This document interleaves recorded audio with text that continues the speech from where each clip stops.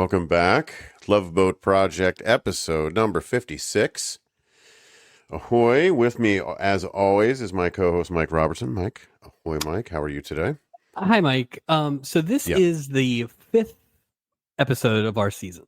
Episode 5 is a big deal so far for us, right? The first season, episode 5 was the best episode, Roxy Blue and the ilk. Mm-hmm. Last season, episode 5 had what we gave the stubby for best storyline with the Kissing Bandit. So, a lot to live up to here for this third episode 5 that we've done. And, no. You can't. It's funny. They say a broken clock is right twice a day. Not this time. Not this 3 hour, times. Not 3 times. It's not. Nope. That's it. This is not interesting. Yes. Award-winning. Maybe individually, but not as a whole. It is what it is. As Mike said, we are here to talk about the Love Boat season 3, episode 5 or 6.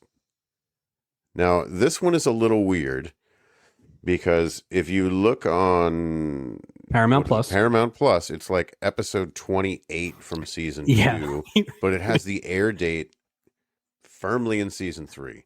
I would love to know what happened. I don't know what happened there. Because there's 2, I think, that we've dealt with so far this season that were like that. And there's no rhyme or reason. It's not even... This wouldn't matter, probably.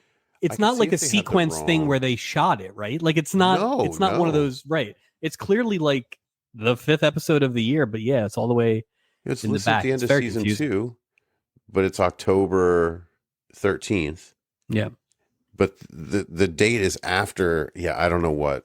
Yeah, come on, Paramount Plus. So depending on what you call it, could be 5, could be 6, depending on how you count the 2-parter. Right.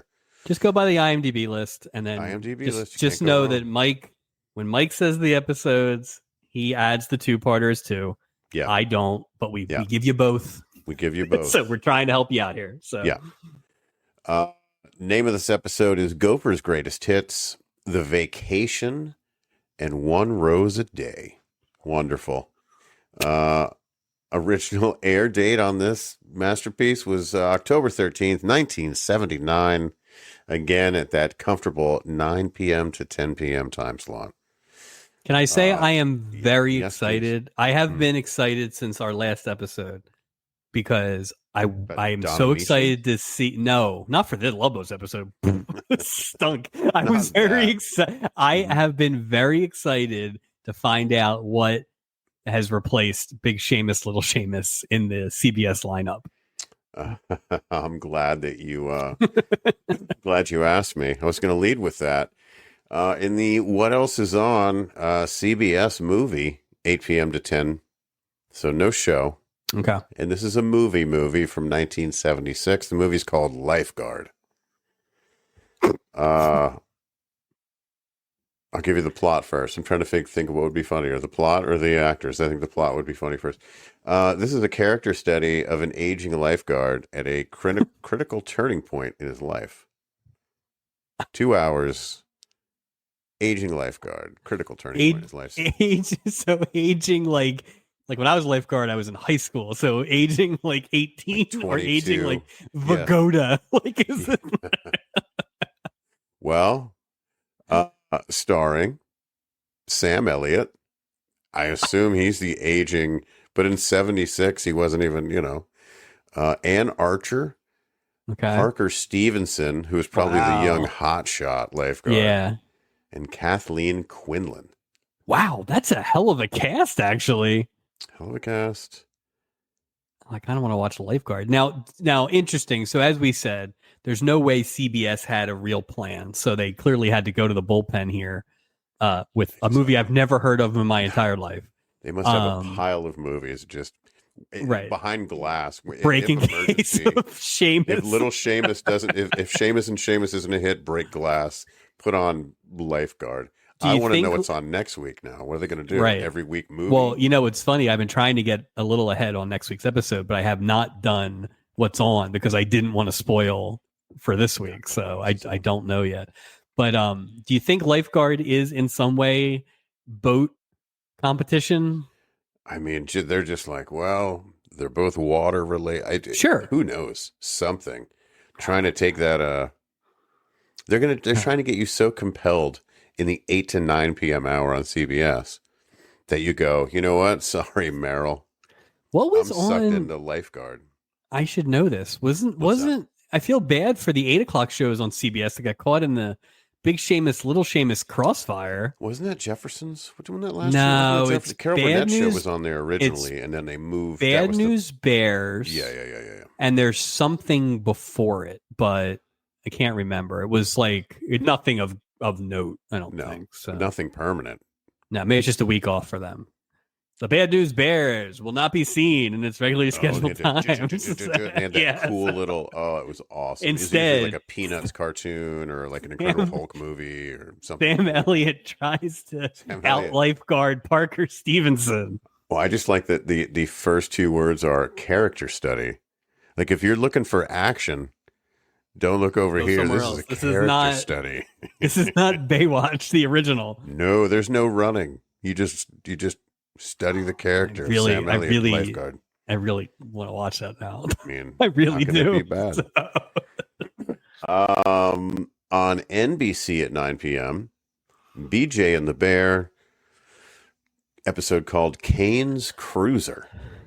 Oh boy. Sheriff Kane, okay, makes sense, decides that the best way to pay for his expensive new police cruiser is to arrest BJ and fine him for transporting illegal aliens through the county. Oh my. Ripped from today's headlines. Ripped from the headlines.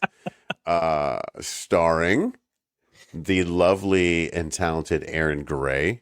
Wow. She'll be on the boat. Oh, I mean, she's got 2 shots to be on the boat, so I would say absolutely. I would even think Rick Stratton's dad, whoever that is, would be on the boat as well. Oh, you know what? He is going to be on playing like a villain to go against type, like a dashing villain. He hates dads and kids. And, and money. He pushes a toy train off the boat. He derails tiny trains. Erin Gray, Vernon Weddle, and Ed Lauder as Sheriff Kane. Here's my question, Mike. What happens to Bear when BJ gets arrested? That's a good. Well, he probably comically gets put in the clink, right? Like there's a scene where he's like, or with a cup. Yeah. Why is it? It is another week and another episode of BJ and the Bear where they don't even mention BJ's simian partner Bear. It doesn't make any sense. They never even talk about it. It never comes up. Meanwhile, it's never even like, I'm going bananas. Like there's no puns. Meanwhile, we're on the second sheriff. Where's Lobo? I don't know what's going on. Yeah, I don't know who. Sheriff Kane? Okay. Oh, hell. Yeah, he's going to be, don't worry about how I make my money. ABC, so the lead-in tonight for The Love Boat, 8:30 p.m. to 9 p.m. Detective School. Yeah. Let's go. Did not get any info on that one. I think when I did the Detective School breakout last week, it was like every episode is like, the teacher takes his class to a bank where the bank gets robbed. It's like hijinks ensue. Yeah, it's not very. And again, from 10 to 11, the lead-in from The Love Boat is Heart to Heart. Again, no sign of Fantasy Island. I don't know. So they must have moved it. I don't think it'll be next week, but maybe in a couple weeks. The next thin episode that I host, we will get into the ratings for 79, 80. I did look at them. Yeah. There was just more in this episode than I anticipated. Yeah. I like to keep it for when it's a very obvious, it's interesting. The way we're going, there'll be ample opportunity. Yeah, we'll be good. Yeah, they'll be fine. Well, tons of time. Yeah. Episode synopsis. Again, this is lifted from IMDb. Julie recruits Gopher to replace a lounge performer. Strong arms. But will people take him seriously? Sisters Joan and Olivia are joined by Joan's stuffy husband Byron, who I take issue with the word stuffy and Byron. I am going to be very interested to hear your Byron takes. So. Widow Janet gets a surprise from her florist Henry. Okay. I mean, that's not, except that Julie convinced is a generous term, but so. Let me ask you before we get in too deep with the actual characters and story. Is this another episode, in your opinion, where we have another old with a good with an award-worthy performance? Season of the Olds continues. Yeah, I think agree, right? This is a wonderful. Before we get too far, this is a wonderful. Harken back to last season early on, where it was a one storyline basically episode. Yeah. And then this season of the Olds, the Don Amici plot line didn't feel like it even belonged in the Love Boat. Like it was like, oh, here's a really good movie that we're just going to drop into this garbage episode of television. It could have been a delightful short story on its own. Yes. Yeah. This is like something that's like from the authors of Reader's Digest. Make this like a 30-minute, anthology show, just real quick. Yeah, it didn't. Like if there had been a big bucket of coffee in the back, it could have been a Folgers commercial. Like without a doubt. Yeah, Season of the Olds continues. It's really amazing. It's dominant. It's a dominant season. I think it's a winning formula. I think it helps people to tune in because you have familiar people there, but you have people that people recognize and know and are comfortable with. But these people are nailing it.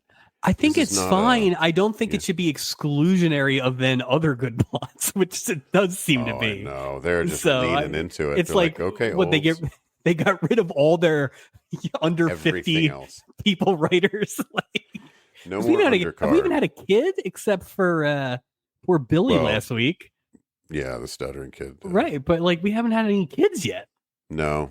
Not Season of the Youngs. It's season of the Olds. Youngs, or season of the strong musical performances, to be honest with you. That's true.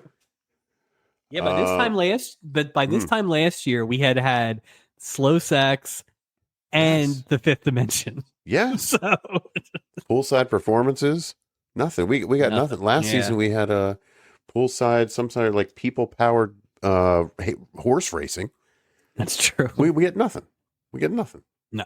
Another Mexican fiesta is what we get. Guest stars this week, we have Don Amici as Henry Dobson. We will see him on the boat 3 more times. Season 4, really? Season 6, Season 7. Yeah. Oh, I figured he was done. Like I'm Don Amici, but. And it's funny now when I look at these guest stars, that's the first thing I'm looking at. Yeah. Are we going to see him again? Yes, no. And I was pleasantly surprised because I want to see what else they give him. Because that's got to be season 6, season 7's got to be right before, maybe right after Trading Places. But like, it's not like he needs to do that at that point, So I mentioned this last week. I talked to my mom this morning to get a little more clarification. I grew up, Don Amici is from Philadelphia, as am I. Grew up with the weird just assumption from my grandfather and such that we were related to him somehow.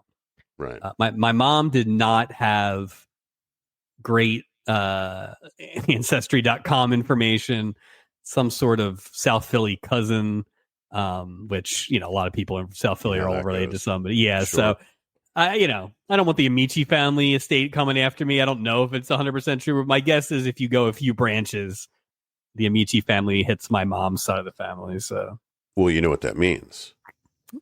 Is that I am on the Love Boat? No, that means that you are related to a Heisman Trophy winner, Mr. Alan Amici. Hello. Oh, scored the game-winning touchdown in the greatest game ever played. How about that? Colts Giants. Yeah. Won an Oscar for Best Supporting Actor in Cocoon. Yep. What a great movie that was, by the way. What a great cast. I mean, that is talk about Season of the Olds. I think everyone was perfect who they picked. Well, we got to get Brimley on this boat. Ooh. Oh, I say no. I think you're probably right, but didn't he do a television show like in the mid 80s? Is there a shot that he has to come promote a TV show or something like that? No, I don't know. I think you're probably right, but they might mistake him for a walrus, and they're like, "Get out of here, you walrus, sir." I will tell you right now, because we have Don Knotts next week, and that is as excited as I've been for anything. I would be equally excited for a Brimley appearance, and Absolutely. this is always where we get nervous, because when you're that excited, that puts you right in the Norman Fell Award category. So Disappointment Avenue. Yep, every time. Norman Fell.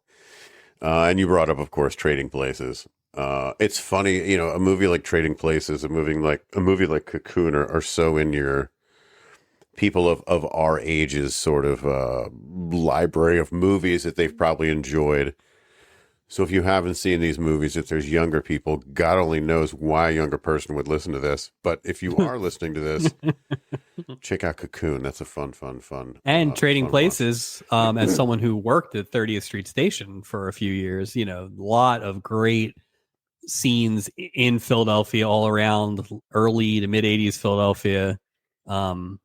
Just great movie. It's a great film. Yep.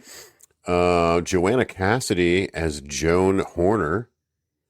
Joan Horner, who I call deceitful Joan Horner. Well, first of all, we'll see her again in season 5. Is that like little Jack Horner? Yeah. Deceitful Joan Horner. She's the worst person ever. Terrible. Now, she's she like, was me? What, me? Yeah, I'm not. What? Yeah, I'm very much looking forward to your take What on a that piece of storyline. garbage. That autobiographical Byron role you had. But Joan Cassidy. While I feel like I knew her from more things, I actually only know her from being the mom in Don't Tell Mom the Babysitter's Dead, which also stars your stubby nominee from last season, the kid who could cry on demand. So, that's right. Yeah, he was a good crier. Yeah, so there's two. We just need Christina Applegate. Well, it's funny you said you knew her from, and I was going to say, well, she is from Camden, New Jersey, and raised in Haddonfield. Man, this episode is bringing it back. This is the local episode. This is keeping it local. Taking the Paco to the hell. This is great. Patty Davis as Cindy. First of all, we'll see her again in season number 9. Daughter of Ronald, Nancy Reagan. Changed her name to her mother's maiden name to have a, quote, independent career. And this appearance was her final TV appearance. And she played Cindy. So this is our second Reagan child. Mm-hmm. If you remember the lady in the beginning of the Halloween episode that wasn't jumping off the boat, but or Billy the Liar said she was.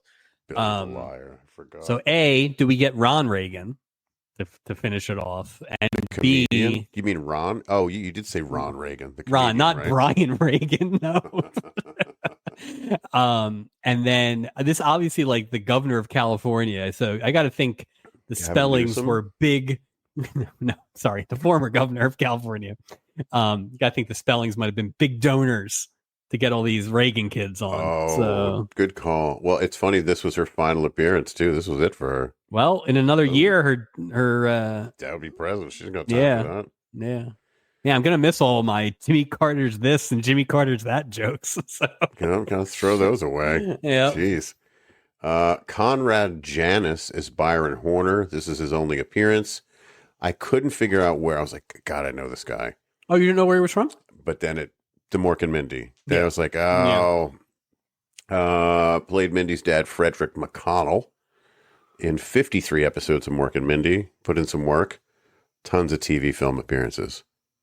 I think he's the only one. I think he was the only person to survive-ish when they brought Jonathan Winters in. Because before Jonathan Winters, they had to like wipe out most of the cast or whatever.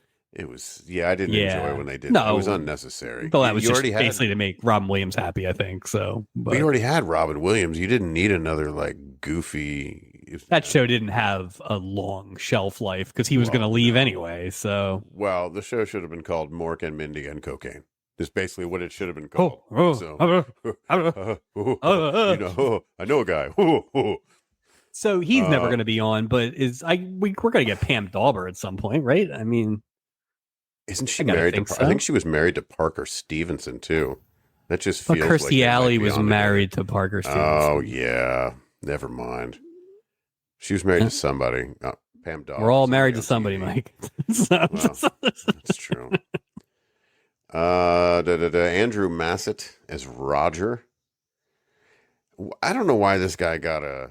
Who the hell is Roger? Roger. The guy from the conga line? Yes. This is his only appearance. He played Larry Welch on Days of Our Lives. 304 episodes of Days of Our Lives. Wow. He has been a guest star on a show every year since 1968. Still going. Wow. Still? Still. Oh, so we could get this whole crew back together for conga line too. Boy, it'd be the slowest conga line ever. I don't think Roger's moving like he used to move. J.P. Morgan as Olivia Brinkley. I'll explain. This is her only appearance. She got the name J.P. after the banker J.P. Morgan. You know. Well, I mean, you know how that nickname happens all the time. Hey, really? Yeah. E.F. My kid E.F. Hutton. Yeah, no, like, what do you, Mortimer Sneed? Like, I don't know, what are we doing here? Like, name a famous banker. Like, I just, okay. Interesting. She was a regular panelist on The Gong Show, where she achieved notoriety for flashing her boobs while on live camera during a Gene Gene the Dancing Machine performance. Wow. NBC banned her after the incident. Chuck Barris, of course, another Philadelphian. This is a very Philadelphia show. We're on 2nd Street right now, recording live. Hey, so I got my swag. Oh, I like that. So that's a good one. Yep. Shout out Hog Island. Oh, that's a good one. Oh, I like that one. Martha Scott, who again, I do think this was the Martha Scott episode in my book. She was. Oh my God, she was great. She was everything, and I couldn't think of anybody specifically, but there have been bad olds. Yes. You know what? Yes. She would have been a great Mark Harmon's mom in the first episode of this season. Better than that other lady. Yeah, better than Eleanor Parker. It was too big of a story for her. Yeah, it just didn't work for her or something. She would have been the great as the blind lady that the husband left in the hallway. Like all the old roles that weren't good, she would have nailed. They could she have was made him better. So good. Yeah, I agree. The timing, the facial expression, like she was just the subtlety without being too ridiculous. She was great. She was believable. Yeah, even upset when she walks in the room after Gopher shows her to a room. Yeah, when she's upset because and I was just like, yeah, no, she was amazing. She was. Yeah, we amazing. didn't get like damn. We didn't get or something. We didn't get this. No. Unfortunately, this is her only appearance on the boat. No. Famous mom, though. She had a recurring role in the Bob Newhart show as Bob Newhart's mom. Oh, how about that? Also played the mother of Colonel Steve Austin on both The $6 Million Man and The Bionic Woman. Although $6 Million Man doesn't sound that expensive anymore, really. I also don't remember a lot of scenes with the mom in that show. I guess as a kid, you don't gravitate to those scenes. No, but it was a character study. She was the mom of. They did have something cool when they had a brief crossover where there was a bionic dog and he was a German Shepherd, but some kind of trauma happened and he was scared of fire, and he would just go bonkers when he saw, not like Cujo, attack, like Frankenstein, people, run, fire bad, and that was a crossover. That was a big one for me. I would always hope they made like a whole series of animals. It's the bionic chipmunk.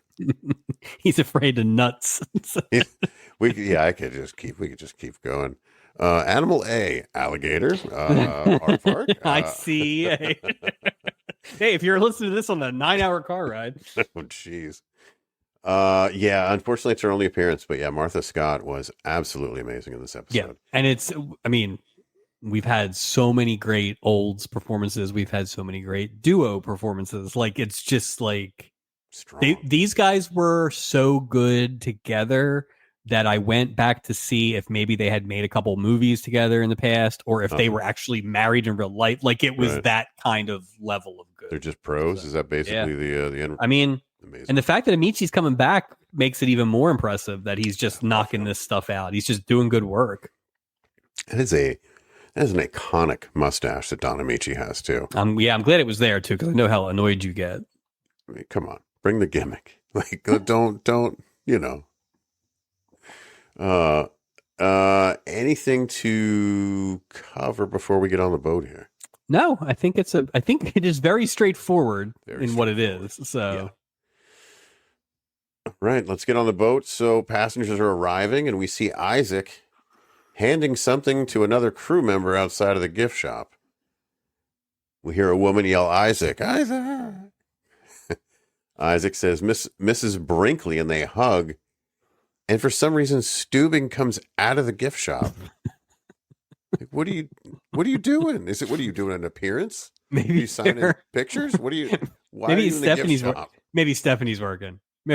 Maybe they're just checking some more pearls. He wanted to get stolen, or is that the shortcut to the room where he like he drives the boat? Is that part of the tour? All the tours end up at the gift shop. He's still hiding from Phyllis Diller.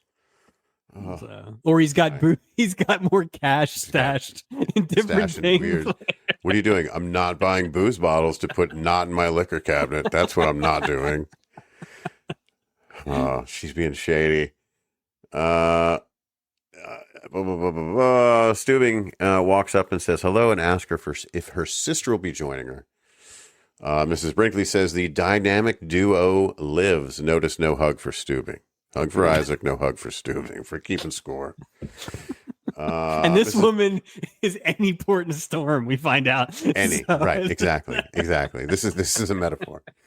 Mrs. Brinkley asks if she'll be in the same room. Before Isaac can explain, biggity boom, here comes Olivia Brinkley's sister. Except that she brought her husband Byron with her. Joan explains that they'll still have fun with her husband on the cruise, and Olivia says they'll lock him in the closet. They both laugh for an uncomfortably long time at this. And now Steubing and Isaac are also laughing at this, like they can hear afar, it. From very far. Like they away. should not be able to hear what's happening. No, but there's too much going on. There's people get on the boat and they have like super focused, raccoon hearing where they can hear everything. So I don't even know if a raccoon can hear that well, but I have a couple questions with this. Please. Olivia is her name. I keep forgetting. Okay, Olivia. Yes. Olivia is confused when Isaac kind of says he's about to say it's not the same setup. Oh, don't you know? Right. And then we find out that Joan brought Byron. Right. But like, you guys didn't coordinate this. You didn't be like, oh, by the way, my sucky husband is coming to ruin our trip. Well. Yeah, well, especially because what the trips were, right? Captain and Meryl and Isaac were talking and saying how these women have been coming on. This is the 6th year in a row, and these married women just go buck wild when they're on this ship. So number one, if that's the standard of behavior, you can't just bring your husband. Although it didn't say how long they've been married. Well, it also didn't say how the captain of the boat knows of the intricacies of this trip. Also, we just celebrated your 5th anniversary, Meryl. What did you get like a whisper down the lane on that first trip? You got to wonder if he's given both these ladies a tour. You know what I mean? Hello. You want to see he's probably got the big book of shipwrecks. Yeah. It all leads to that stupid book. But it's one thing to know the names, I guess. It's like you see the manifest and like, oh, these guys are back. And maybe they have a thing where it's like 6th cruise or something like that. But like you're picking these guys out from sight. Come on, man. You've had all these people on your boat. No way. There's Come no on. way. It's I thought it was kind of, unless they were just that buck wild. I mean, there's always that. Yeah, I have a picture in your office because you're not allowed in international waters. Good Lord.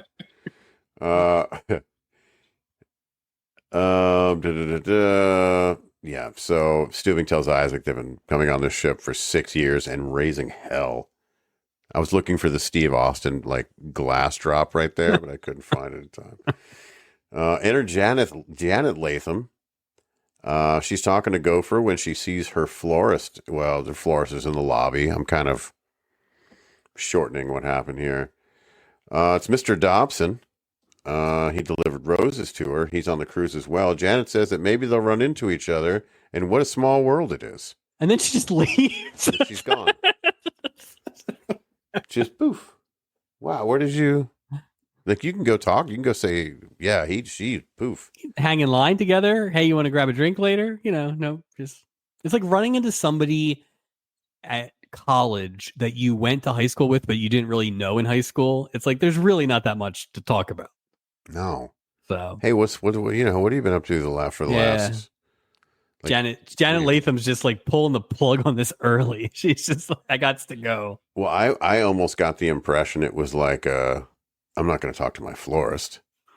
Like, I'm Janet frickin' Latham. Like, yeah, I did wonder if we were going to have a little bit of that upstairs, downstairs. That's what I thought was going to happen. But we've had that so much that I'm glad that they didn't do that. Yeah, me too.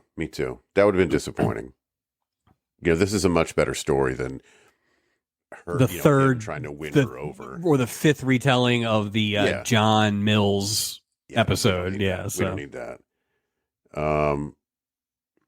Julie is handed a letter from some woman in a blue jacket. I don't know who this woman is. Drive-by delivery. Weird. Like, how does she even know to give it to Julie? She doesn't introduce herself. She just like hands it to Julie. Silently hands it to her like it's some sort of ransom note. I don't know what was, and she's gone. And it's weird when Julie opened it. She thought it was from Jack Chanot because she immediately was like reading it, trying to hide it. Oh gosh, that's true. The last letter she got was a lot different than that. It was a lot different. I was waiting to hear Jack Chanot's voice in the background. Dear Julie, Donnie Darko has the mumps. I've had second thoughts. Maybe I don't. Yeah, Danny Dinslow. Julie opens it. Here comes Doc trying to see what's reading. She's trying to hide in case it's from Jack Chanot. Julie says Danny Dinslow has the mumps. And this is the singer booked for this cruise. And I was like, this is pretty short notice. Like, you wouldn't... Wait a minute. Like, you have the time to sell the telegram. Why don't you pick up a phone? It's 1979. Like, I get there's no cell phones, but like, we're coming up on the age where I used a phone at some level. Like, I mean, between this and the sisters not communicating, the Byron showing up, like, reach out and touch somebody, guys. Let's go. Come on. Was the world just full of surprises back then? You never knew if anyone was going to show up. You didn't know if someone was sick. There's no communication. Like, there's like, maybe I'll send my aunt a telegraph to tell her I can't make it there for the holidays. And is this fallout from when that jazz trio dropped out and Donnie Darko? Donnie Darko. What the hell? Danny Dinslow. No, not Danny Dinslow. Michael Winslow? Deacon Dark. Yeah. When Deacon Dark got booked, it's like, I think Julie better be careful or people are just going to drop out on her at the last minute. She's not doing a great job this season. So there's a couple line readings early. There's a couple line readings early where she sounds like she had like 6 packs of Marlboros before. Yeah. So in the second half of the episode, it gets back to quote unquote normal Julie, but Doc even comments it on at the end of the scene. Do you remember what he said? He said she used to be such a sweet girl. So, and I was get us to that, and I'll have a point about that. So yeah. So she's opening. Here comes Doc. Julie says Danny Dinslow has the mumps. Singer booked for the cruise. Short notice, 15 minutes. That was about it. But then he said something about Well, I can't remember what he said. Yeah, he says something, and she's like, "You know what I like about you? Not that much," or something like not that. that much. And she walks away, and saying he's that in his cabin last season. So I will be willing to give this show. They have earned it a little bit with continuity. The streak continued this week. Yeah. Is this potentially Julie is a different person because of the Chenault stuff? And some of this edge that's on her is actually legitimate character stuff, or am I just trying to make it fit better than it actually is? Look, we've said from the beginning of the show that Julie's like the heart of the show, right? That's sort of what we said. Yeah, not anymore. And it's hard to accept the fact. Yeah, I don't think it's storyline. She sounded so terrible. Yeah, she sounded like Harvey Firestein at one point. She really did sound bad. So whatever. Give it credit that they didn't ADR it, I guess. Now, I also think this might be a little more true. I do wonder if they're moving her over a little bit to make Vicky's entrance. You can't have two sweetie pie, like females. So no, you're absolutely right. That's a good point. It's just it's not. I'm not going to do this all season. I'm not going to harp on it or whatever. But it's just like it is. I miss season 1, Julie. Yeah, I really do. She's not. Yeah, I don't think she's coming back. She's just off. It's just off a little. And again, it's not. I don't. If this was like the third episode we've ever seen of this, not if we didn't watch them in order, I don't think you would have ever noticed. No, of course not. But the fact that we're in knee deep in this project, we've watched a lot of hours. It's painfully obvious to me, seeing and hearing. But maybe, well, God, if you can see it here, I can only imagine what it was like. That's the stuff that made the air. Yeah, I know. And again, I don't in like a big old bag of crap in the morning, just get me on this. Well, because there's also going to be at some point, you got to assume there's going to be those versions of when she's just really not in the episode, or they do like the old Suzanne Summers on the phone bit or something like that, right? Yeah. Like if it gets really bad, I don't know. And maybe it doesn't, and maybe this is just us. If they had to fire her from the show, I would imagine that at some point it's not great. Yeah. Because that's a contract thing. And back then they didn't like to switch out. But that's 5 more years. But we have 5 more seasons before we get to that. So Jesus. Well, I guess we'll see. Yeah, we have like 100 we got 100 plus episodes. A little head, but we're just getting ready for the I'm pretty upset about the Julie stuff. Just saying that.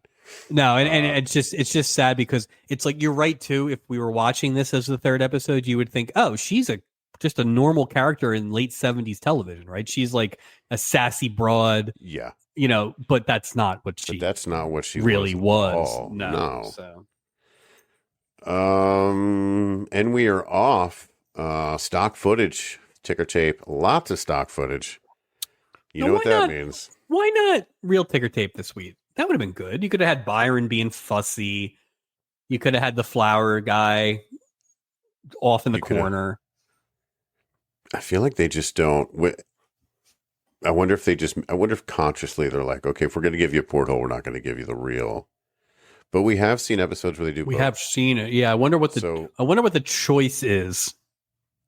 Maybe it's time. I don't know. It seems like it would be easy enough. Yeah, just shoot both. A long filming process.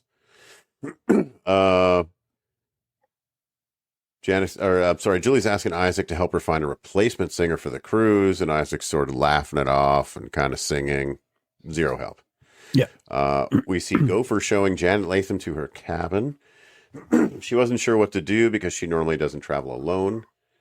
Gopher tells her to mix and mingle, and that's what it looks like. She already has an admirer as he looks at her boxed rose in her hand. She explains that her husband would have a single white rose sent to her. The roses keep coming 3 years after he passed away. Gopher's like, what a sweet story. It is a sweet story. Yeah. Mm-hmm. So let me ask you. Was Henry Dobson sending the roses from the very beginning? I mean, he says no, but... I mean... So you would assume, especially in, like, the olden days, right? Like, so Dick Latham has to go into the florist shop at least to set up this arrangement at the beginning, right? So maybe they have a relationship or whatever. Or he bought her maybe one rose maybe once. Dick Latham is an asshole. Maybe he's like a Lothario. Yeah, maybe Dick Latham died of lead poisoning, if you know what I mean. Yeah. So. Well, maybe that's why I thought the Henry Dobson. I'm like, wow, there's a possibility. Number one, if he's on this cruise that she's on, that there's a little stalker level. Oh, there's not a crazy. little stalker level. Like, it worked out okay, but there's absolutely a version where this goes sideways quick. That's why I'm saying I think he was the one sending him. And poor Dick Latham's like, who are these damn roses coming from? My whole do you think he killed Dick Latham? Oh, do you think he killed Dick Latham, chopped him up, and put him in his garden, and a little bit of Dick Latham is in every one of these flowers? oh, that's funny. Or Dick Latham's horribly allergic to white roses. it's like Hannah Rocks the Cradle when they take all the asthma inhaler medicine out. Like, it's just like he's just screwed. He died of him. It was like when that creep put all those roses in what's her name's room last year, and we thought that she might die. Like, it's the same thing. Yeah, well, he's got his medicine, but he was out of Pall Malls. This is just couldn't breathe. This is just Pez. It's just what is this? And then Henry Dobson's, ha ha ha, you son of a bitch. Telling you, it's a little weird, but all right. Yeah, I said maybe that rose is a little too much. I was like, that wound would never heal if you kept doing that. Was that really even a nice thing? Like, is it a dick move? Is it a dick move? Do like, hey, also, don't forget, if you're dating, enjoy this flower. Like, what do you? Well, and like, does that mean he had to know he was dying? Well, how much money did he put down? Right. I mean, how do you have any sense of... Like, if I think I'm fine and I'm going to live for another 30 years and then I die, I probably only paid up for, like, next week's roses. Or unless old Dick Latham, you know what I mean?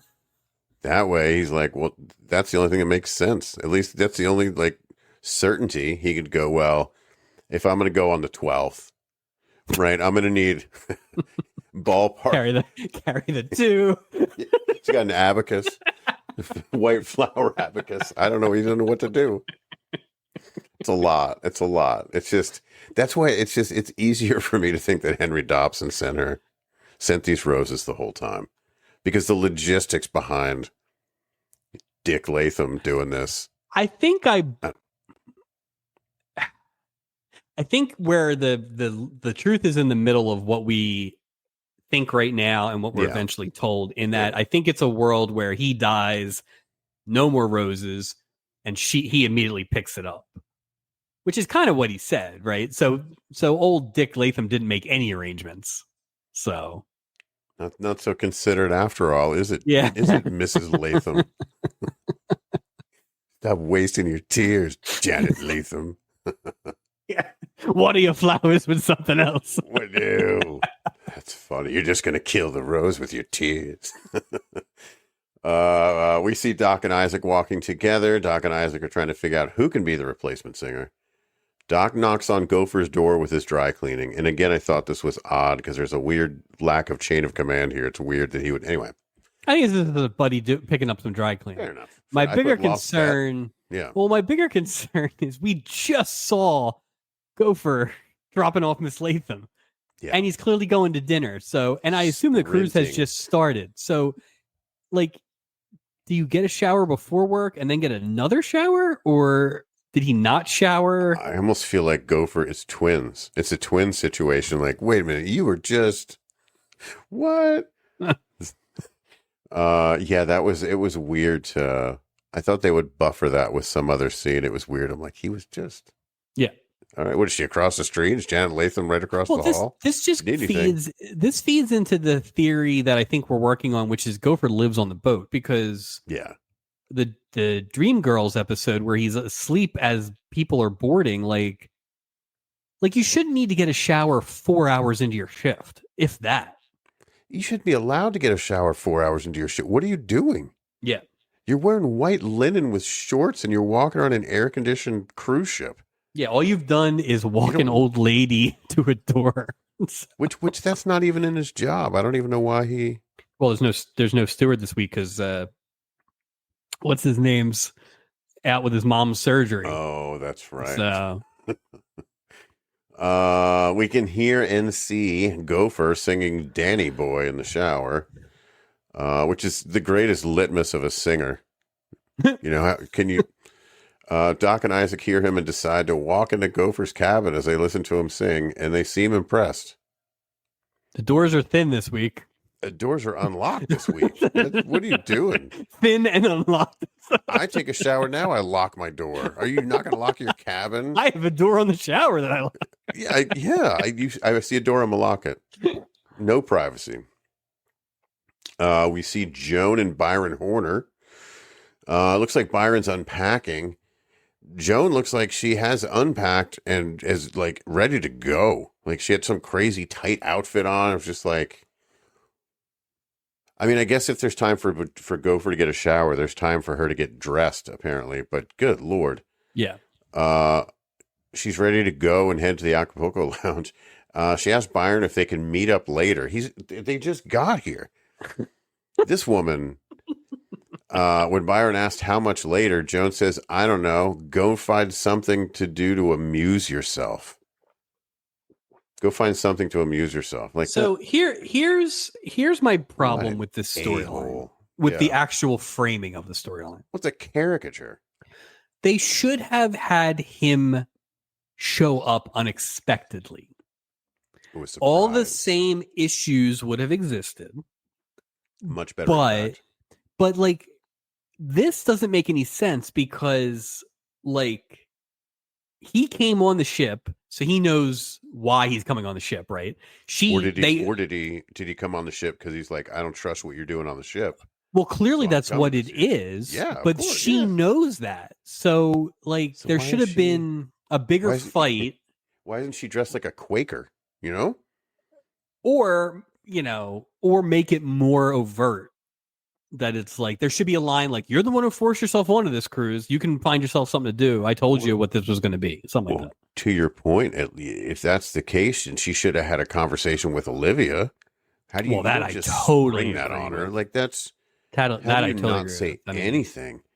Especially, look, Olivia came on the boat to do what Olivia's going to do, and that's fine. And that is assault 1979 shortstops. That looks like my baseball card collection. The guys that she was running through. That's funny. That's funny. He did have a baseball card mustache. Is that Johnny LeMaster? Whoa. Is that Dusty Stringer? Jeez.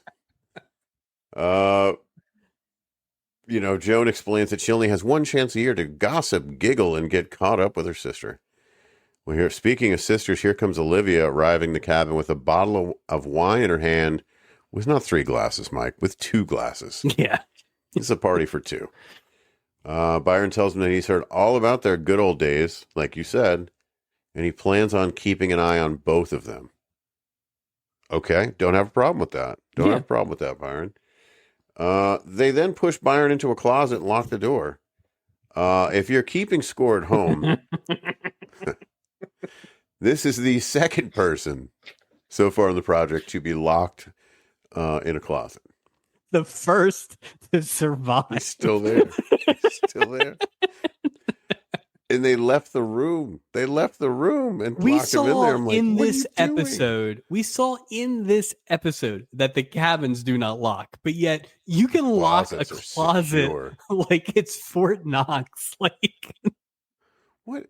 Yeah, from the outside. Right. Like how strong of a lock do you need? Like, I why? Guess you put on the inside. What do you lock on the closet The only way that even makes sense is if it's like ostensibly a safe for your room and you would have a key. But there's no key. They just... It's a wooden door. Right. You just ripped the door off. When what's his name died, the door kind of bounced. Yeah, it just doesn't... I don't know. It's interesting. Sisters laugh as they leave him locked in the closet, and they're leaving the cabin. They reluctantly go back, let him out of the closet, and say they don't call Byron a wet blanket because he sleeps in the rain. Whatever. These evil ladies. Or Olivia is like, she's like, look, you know who I was. You know who I was when you met me. Yeah, exactly. But this other one is just, oh, that's a good one. This is such a perfect, yeah. We're back in Gopher's cabin. He's still in the bathroom singing. This is a long shower for a mid-shift shower. Well, don't you have to go to dinner? Like, how clean do you have to be to eat? Like you didn't do anything. How filthy did you get? Oh, you know what it is? He's probably got a monkey somewhere. Oh, well, we know that is. That's just safety right there. That's what that is. This time Doc brought Julie back so she could hear Gopher sing. Julie seems amazed at Gopher's voice. I was not amazed, but I'm not a cruise director. So what do I know? Desperate times. Gopher emerges from the bathroom to a standing ovation from Doc, Julie, and Isaac. Julie says, "You're fantastic." Asked him if he wants to sing for the passengers. Gopher says, "I'm not a performer." And she said, "Well, you sang in the cruise show." There we go. Continuity. We're bringing the continuity back. In the Stubby award-winning music, or Stubby nominee.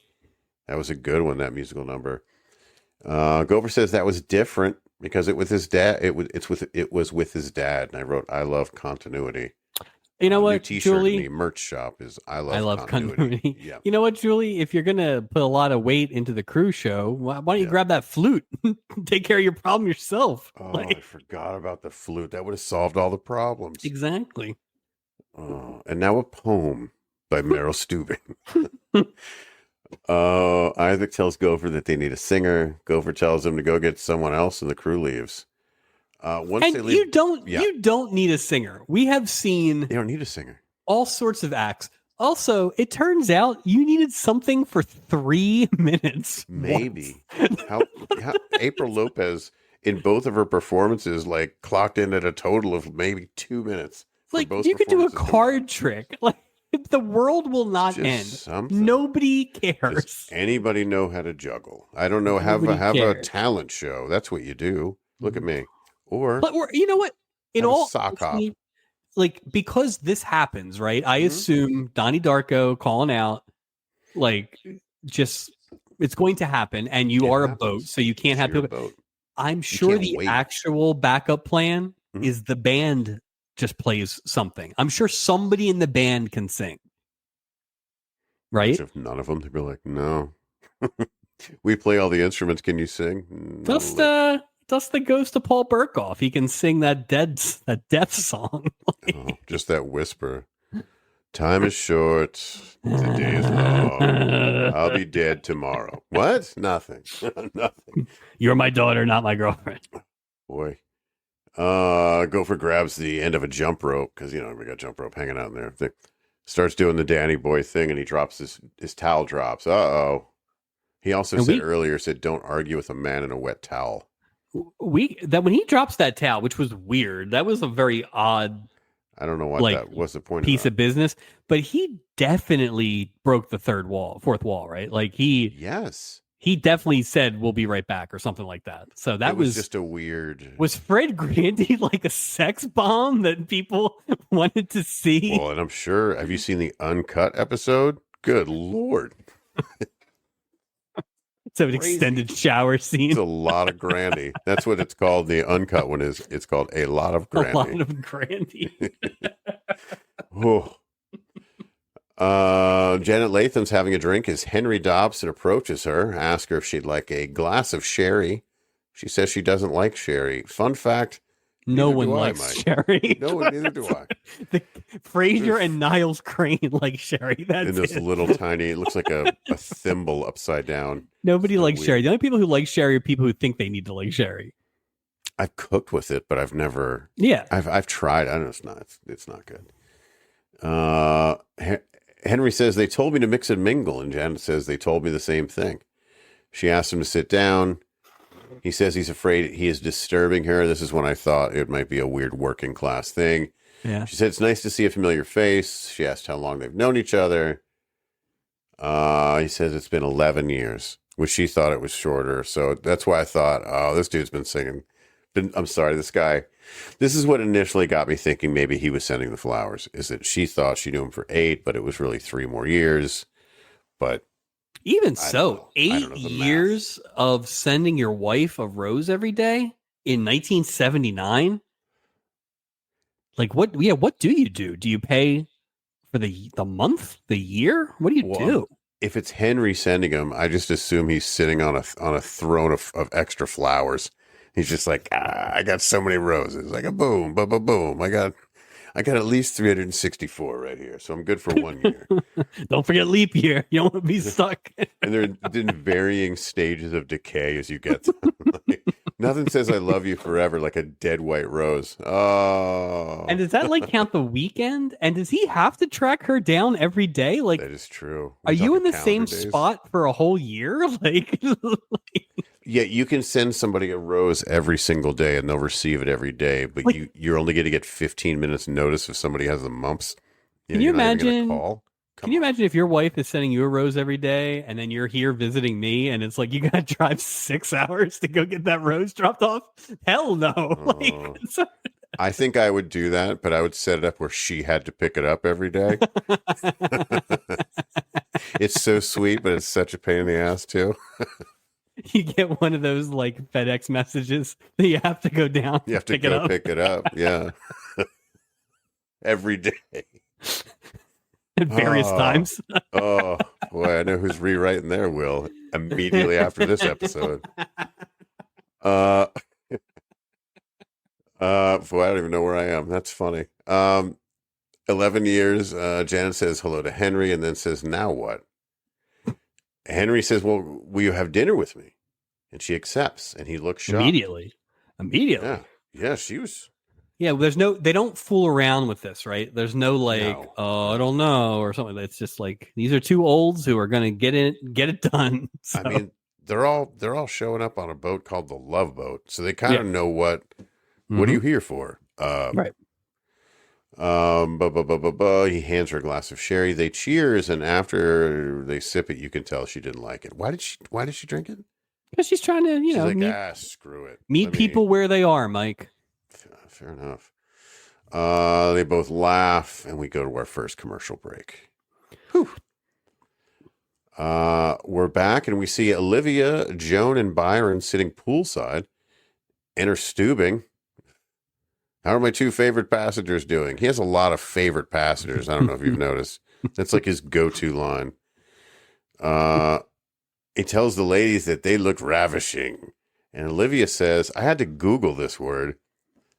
I'd rather be ravished, is what she said. Right. That means that she wants to get... No, it means she wants to get wrecked. Well, ravished. Phil, someone with intense delight in rapture... Ravished by a sunny afternoon, she agreed without even thinking. Is that I think she's ravished by. She wants to get ravished by handsome passenger, Freddie Potek, Dusty Stringer, Bucky Dent, Mitchell Reeves. Yeah. Okay. The ladies order another round, and Byron says, "I don't need another round." Amen, Byron. I don't need another round either. I hear you, pal. Hey, it's me, Roy Smalley, shortstop for the Shortstop. Shortstop. I tore up my knee, but I'm on the way back.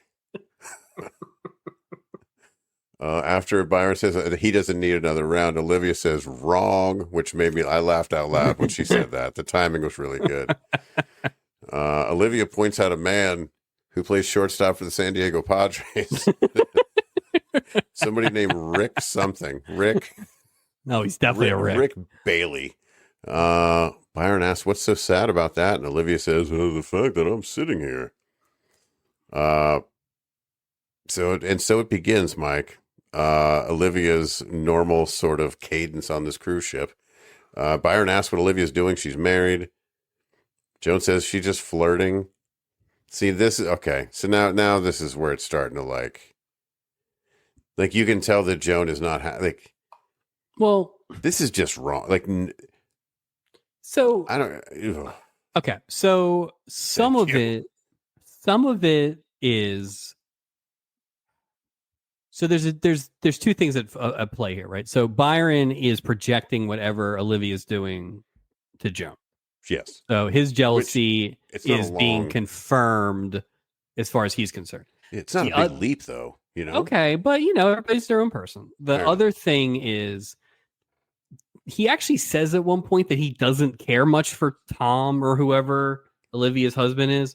Yeah. So you can't even do the move where it's like he's defending a man, right? Or he's defending some guy that he knows. Or it's like if I have known people who dated assholes and stuff like that, or good people, and you have Right. certain opinions in a different way. So but Byron came in to be jealous regardless of what was going on this boat. Oh, So. no, yeah. It was unavoidable. Whether he showed up as a surprise, which again, I think would have been a really cool way to do it, or, in what he's seeing. I just, I get it. I think he's starting to see, what might be happening, with his wife on this cruise ship. Well, here's the problem, and we yeah. get a specific question for it later, but the actions are the same. It's like if you don't have enough trust in your spouse that you are going on this cruise, Yeah. or later on asking very specific questions, then your marriage is already sunk. Well, then I feel like you already I feel like Byron exactly kind of knows. Like this isn't. Joan says that she's just flirting. Byron says he doesn't understand women these days. And Joan says, just like men, women like to let it, quote, all hang out these days. You better not let it all hang out. She's a married woman. Hey, Joan, tuck it in, lady. What are you doing? And this is where Jones, this is party animal / floozy Joan. Isaac brings 3 pina coladas. Joan puts them all together, combines all 3 straws, and starts drinking them all herself.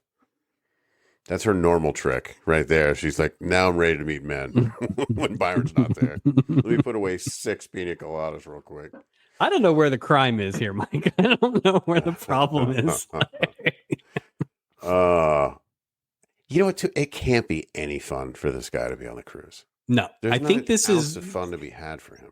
You know what this is, and you'll appreciate this because I know you and I are cut from a similar cloth. This is something where you talked yourself onto this cruise out of spite, and now you're stuck. Now you're screwed. And you can't. On principle, you're screwed. Exactly. Oh, it's the worst way. Now you're just stuck on this boat for 4 days. But is there so much principle that you wouldn't feel that way? Because you're like, well, now I see Olivia acting like this. I'm wondering if that would just put more air in your sails. I just as far as like the stamina to stay pissed off for 3 days. I get it. I really do. Yeah. I do but I'm the kind of person who can separate 2 people, even 2 sisters, from their own actions, right? So to me, if I am already thinking my wife is doing that, then I am pulling a classic Love Boat move and packing my bags and flying out of beautiful Mazatlan International Airport. So I don't need to hang around for that. So I think I'm not the right person to ask, I guess. So I'm a big group mentality guy. You know what I mean? So for me, I like to blame the actions on an entire group. On many. Many just makes it easier. I think the other interesting thing is too, and I'm not saying this because I think at least one of my sisters-in-law listens, but I actually get along very well with my sisters-in-law. Yeah. It's not and I know you do too. It's not one of these comical, like, oh, sister-in-law, blah. It's like, so I wouldn't have this adversarial relationship to begin with. So. No, me neither. And if it was adversarial, I would say, I wouldn't go on the cruise. I'd be like, I don't want you to go on the cruise with Olivia. Right. Based on, I wouldn't go, I'll go. What? I'll go be the security guard of love. Like, well, again, I think it's odd that Olivia's just like, I don't care if he's here. I'm going to do it anyway. Like, that part is a little weird to me because before it was just her sister there. So it's a little bit different because they have, snitches get stitches between sisters, but with this Byron guy, like, wouldn't that be enough of a deterrent to not? Well, they frame it as though she never did anything before she hooked up with. Yes, just she's waiting for the sixth. Before she hooked up with Jerry Remy. But Dusty Reynolds. Yeah. But like, I have for a long time, even when I was probably younger and not mature enough to have this philosophy, but I did. It's like, at some level, you don't know what other people's relationships are. And so It's true. to put your nose in there, especially when the other guy isn't even there and you don't like this other guy, generally, he said that. It's like, you don't know, maybe they have an open marriage, or maybe this guy's the worst, or whatever. Or maybe he hates American League shortstops from 1979. He's a National League guy. Yeah, He's anti-DH. That's what it is. The pitcher should hit.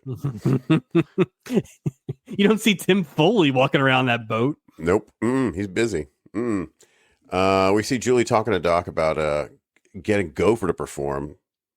Doc says to hold him hostage. And then Doc immediately gets distracted by a passenger in a red bikini, tells Julie that I'm about to have a previous engagement. Good for you. That felt like one of those, like, oh, we haven't let Bernie actually do anything in a while. So he has a quota of lines throughout the. Julie mentions something about getting somebody to do something they don't want to do is making it seem like it's what they really want to do. But she says it in a very, like, not Julie way. Yeah, that was. Yeah, it was weird. It wasn't true to the character. No, it wasn't. Odd. It was just very weird. Yeah. And even Isaac was like, huh? Doing bartender work, putting straws in a Chambord glass. Good job, Isaac. Unless somebody orders Chambord. Listen, he had to make like 4 what the hell was Joan drinking? He had to make like 4 of those. So in his defense, he was making a lot of tropical drinks this week. There's probably a machine back then, right? Like a Slurpee machine. There's not a machine to fill the straw glass. No, there is, but they won't fit in Chambord glasses because they're so thin, the glass. Gopher's walking downstairs in the lobby. He sees a sign that says the song stylings of Burl Gopher Smith. Now, how the hell did she get this done so fast? This one hell of a gift shop, Mike. Oh, this is not the most questionable outsourcing that Julie does this week. And this was the beginning of Kinko's Copy Center. Like, seriously, I don't know how though, you got all this with the photo. That gift shop is still using handwritten receipts, but they can pop open a print shop sign. Like, you can make a new poster in the amount of time it took. It just doesn't make any sense. Yeah. It just doesn't make any sense at all. But okay. Gopher sees the sign. He's not really happy until a lady passenger says that singers make her feel, quote, so sexy, which is such a weird, like, she goes on to say that she can't control herself when a man sings to her. Gopher tells Julie that he has to go rehearse with the band, which was kind of funny. That scene was shot in the way that it would have been weird if Patty Davis wasn't somebody. Yeah. Like, it was very, like, lingering. It was very, just like, this was like if there was a crowd, there would have been like an applause or something like that, I agree. Gopher leaves and Julie thanks the lady passenger, tells Julie she has to run and meet up with her husband. He's an accountant, and accountants make her feel, quote, so sexy. So Julie doesn't know this person. I think maybe initially I thought she did, but she didn't, because she didn't even know he was married. She was married, which means she's just canvassing ladies, asking to lie to the purser. Is she got a porthole for this? Patty Davis. I don't think she got a porthole, though. I think she's in the credits, but I don't think she got a porthole. All right. I don't think. That's a very small role. It was a very small porthole list. I don't think she got one. Yeah. I mean, let's hope not. It's more than Joyce Brothers did. Well, that's true. That's true. She got I don't think Roger got one. No, you're right. Oh, Mike, look, it's another poolside buffet on yet another windless night. Outdoor windless. Well, of course we do a buffet. There's no wind on the high seas. Yeah, exactly. That lunch meat isn't going to go anywhere. Yeah, you're gonna see the pickle loaf flying across the Pacific Ocean. Ugh. I remember my mom substituted. I was a bologna sandwich guy, and she substituted pickle loaf and didn't tell me. And I went to school, and I took a bite, and I was just like, "No, it was olive loaf. It wasn't even pickle loaf. It was olive loaf." And it was so. I remember, and I was like, "What? You're killing me with this! Like, you can't." And the first time I had turkey loaf, I thought it was the greatest thing I'd ever had in my entire life. Yeah. I don't think I would think that now, but I think it was just like, oh, this is amazing. But not all loaves are created equally. No, 100%, 100%. And it's not even like I was like Mr. Olive.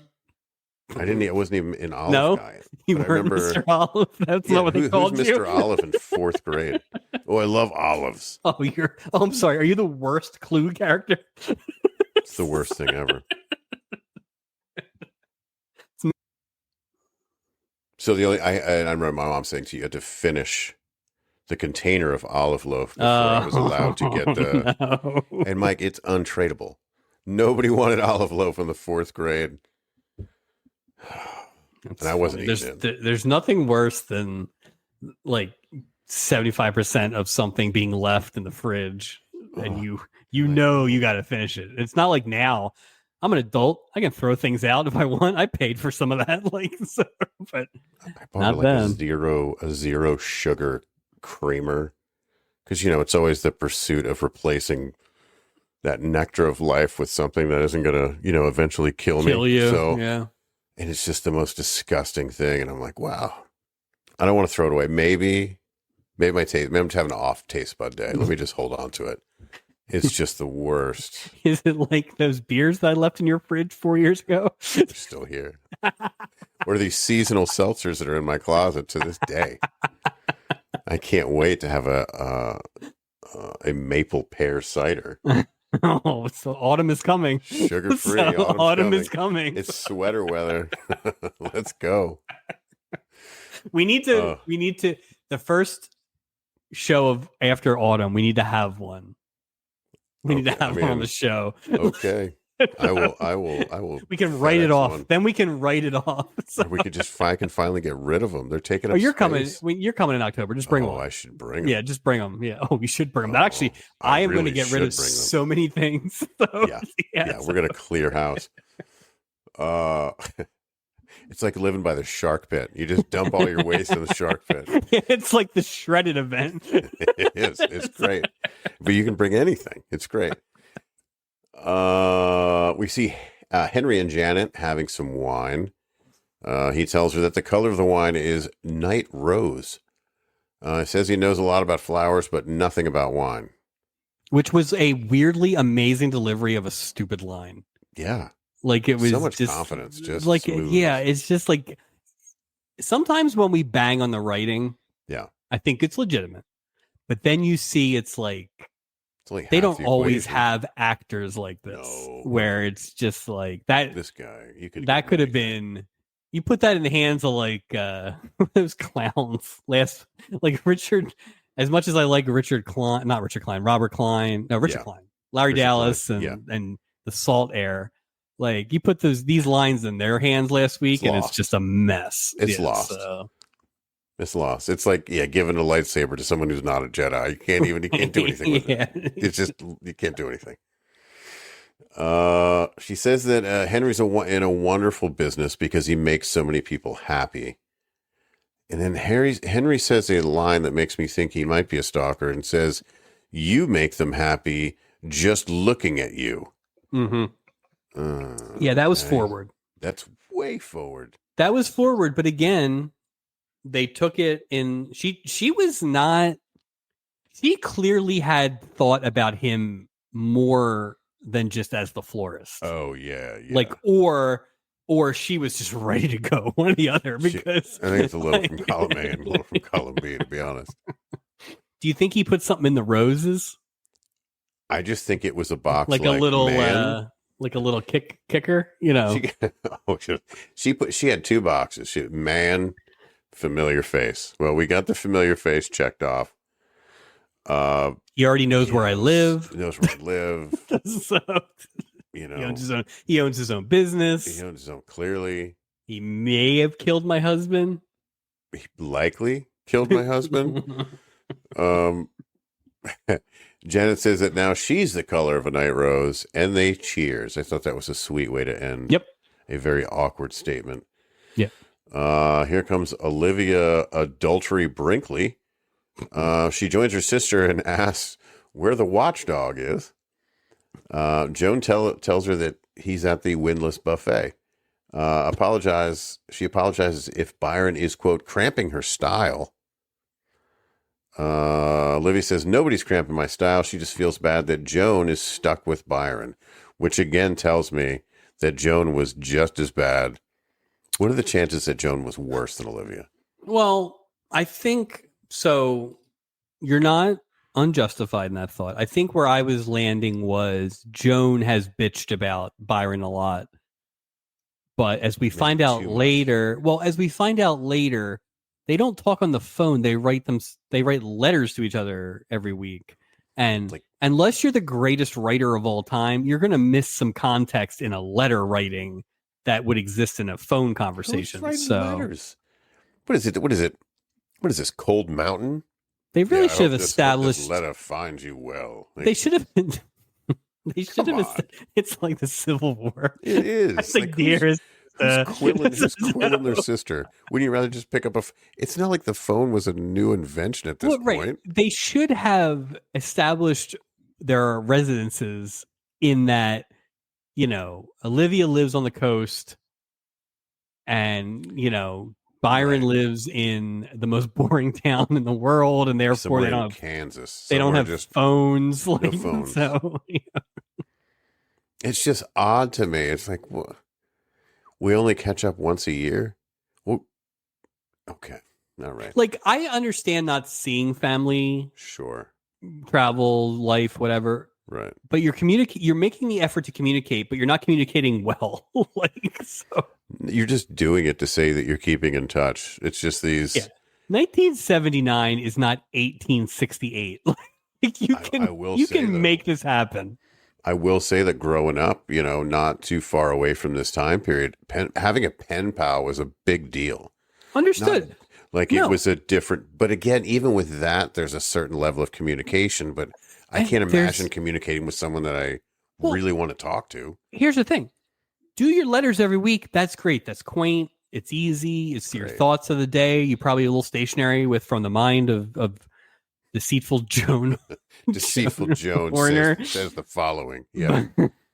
But the week before the trip, let's pick up the horn, right? Klondike 5. Let's iron out some details. Well, how does she not write her and go, hey, by the way, suck ass Byron's showing up. Yeah, lame ass Byron's going to be here. So I want you to keep it in your pants, Olivia. Jeez.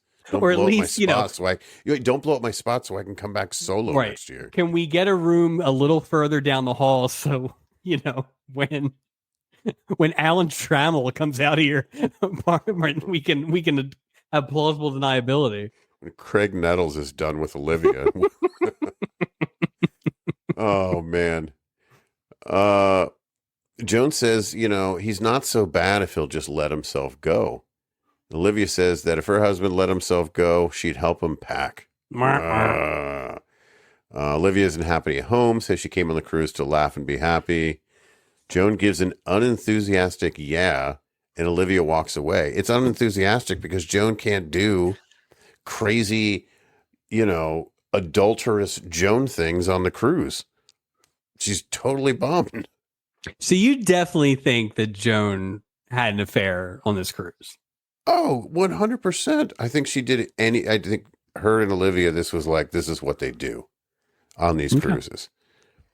And Byron just clipped her wings. Be like, hey, yeah, I'm a real stick in the mud because I won't let you have sex with people on a cruise while we're married. Oh, I'm like the priest. I'm so strict. Unbelievable, man. Joan just,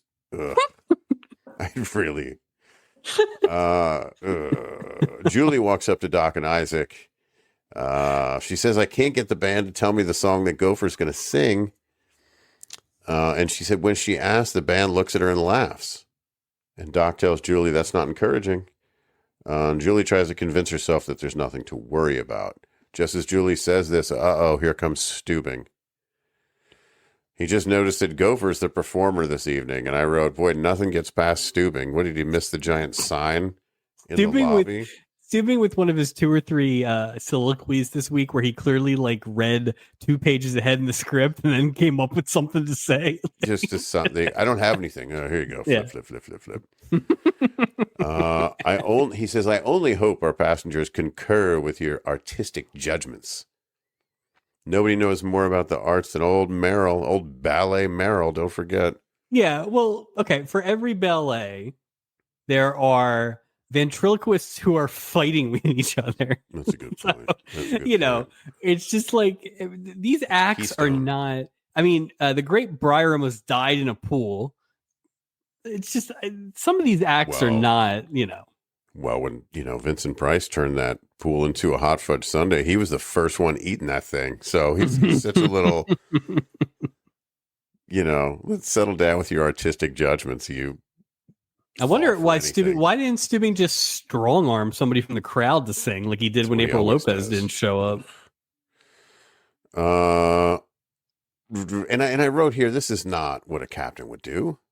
No, the captain would go, it's not happening. We need to make a note next time we have somebody who's been on a cruise on. We need to ask about the quote unquote entertainment, because sometimes they put such a premium on it. And it's like, I'm having dinner. I'm probably drunk as a skunk by this point. Right. Nobody, as long as there's the band and music. I don't care. And if anything, I want the band to be quiet where I can talk over it. And if I want to listen, fine. But like, most entertainment stinks in these settings, right? Like, so. I agree. And the weird thing to me is when Julie's saying, well, the performer that I booked for this cruise, to me, you don't have entertainers hired by the Pacific Princess Cruise Line that just go, like, you're not scrambling to find a bass player every week. We're short a bass player for the band. No, he's an employee. He's there every week. It does seem like it would make sense that, right? Like, because I mean, that's what April is, right?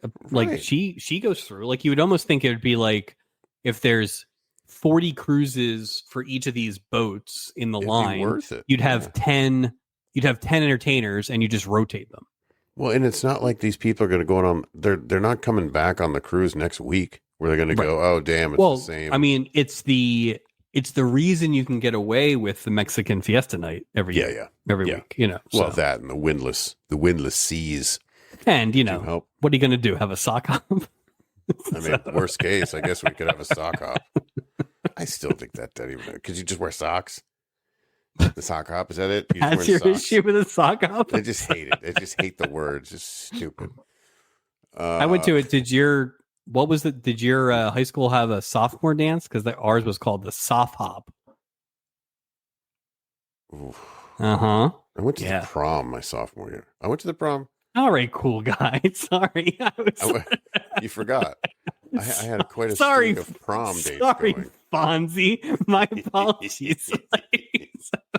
Did you go to the soft hop? Hey, no, I guess not. No. Sorry, did you kick sand in my face on the way to your prom? I would have fixed that jukebox if it didn't work, though. Oh, hey, soft hop. That's funny. Julie says she's worried, but it's too late to cancel. She says he's not going to bomb, but suggests that they give him a little insurance. This is very confusing to me. Not this part, but we're leading into some confusion here. Doc says they don't have any applause machines on board. Hey-o. Ooh. Julie says, tell the passengers that Gopher's their friend and to encourage him. This is what I'm saying. They should have never gotten past Steubing. If Steubing is worth his salt, he would have been like, who's performing? Gopher? No. That's it. Just pull it. We're not doing that. That's it. Again, give him a chance and all this. Again, this is why there would be, like, in real life, there would be a backup plan, and it probably would be the band. Yeah, just right? You already have it there. Exactly. Like all you need is the guy who Julie whispers to all the time, like the main piano guy. He knows like every he song can by sing. whisper, right? sure And he can sing. Play some flute. Come on, like you said. I really do think it's Julie's fault. She could have grabbed the old wind. I guess to be fair though, her wind's been pretty bad these last few weeks, so maybe not. So well, if we're having an outdoor buffet on a windless night, the last thing we need is wind. We can't have any woodwind instruments. You can't nothing. That's trumpets. True. Plus, in fairness, God knows what Julie's using that flute for. Oh God! Oh God! Don't touch the flute. For God's sake, don't touch the flute. Oh, it's just a plume of smoke. A plume of powder. I don't know what you're talking about. Oh God! Isaac plans on giving the passengers plenty of drinks, and they might not even see him. And I wrote, "Why isn't this Plan A? Why isn't this always Plan? I'm pretty sure this is always Plan A. Like, just get everyone hammered. Like 90% of the things we think are plot holes, are really just Isaac's getting everybody hammered. So. Let's go. We're poolside, and Olivia's getting a bit handsy with a male passenger. I've run out of fake baseball names at this point. Scott Fletcher. Oliveira. Scott Fletcher. Yes. That one sounds good. Joan and Byron are at a different table. Excuse me. Byron sees Olivia with Greg Nettles, whoever we said, Craig Shoemaker, Thompson. I don't know. Says he doesn't know her husband, but he feels bad for him now. Byron this was a good piece of acting in that she is trying to talk about them, and he keeps getting distracted.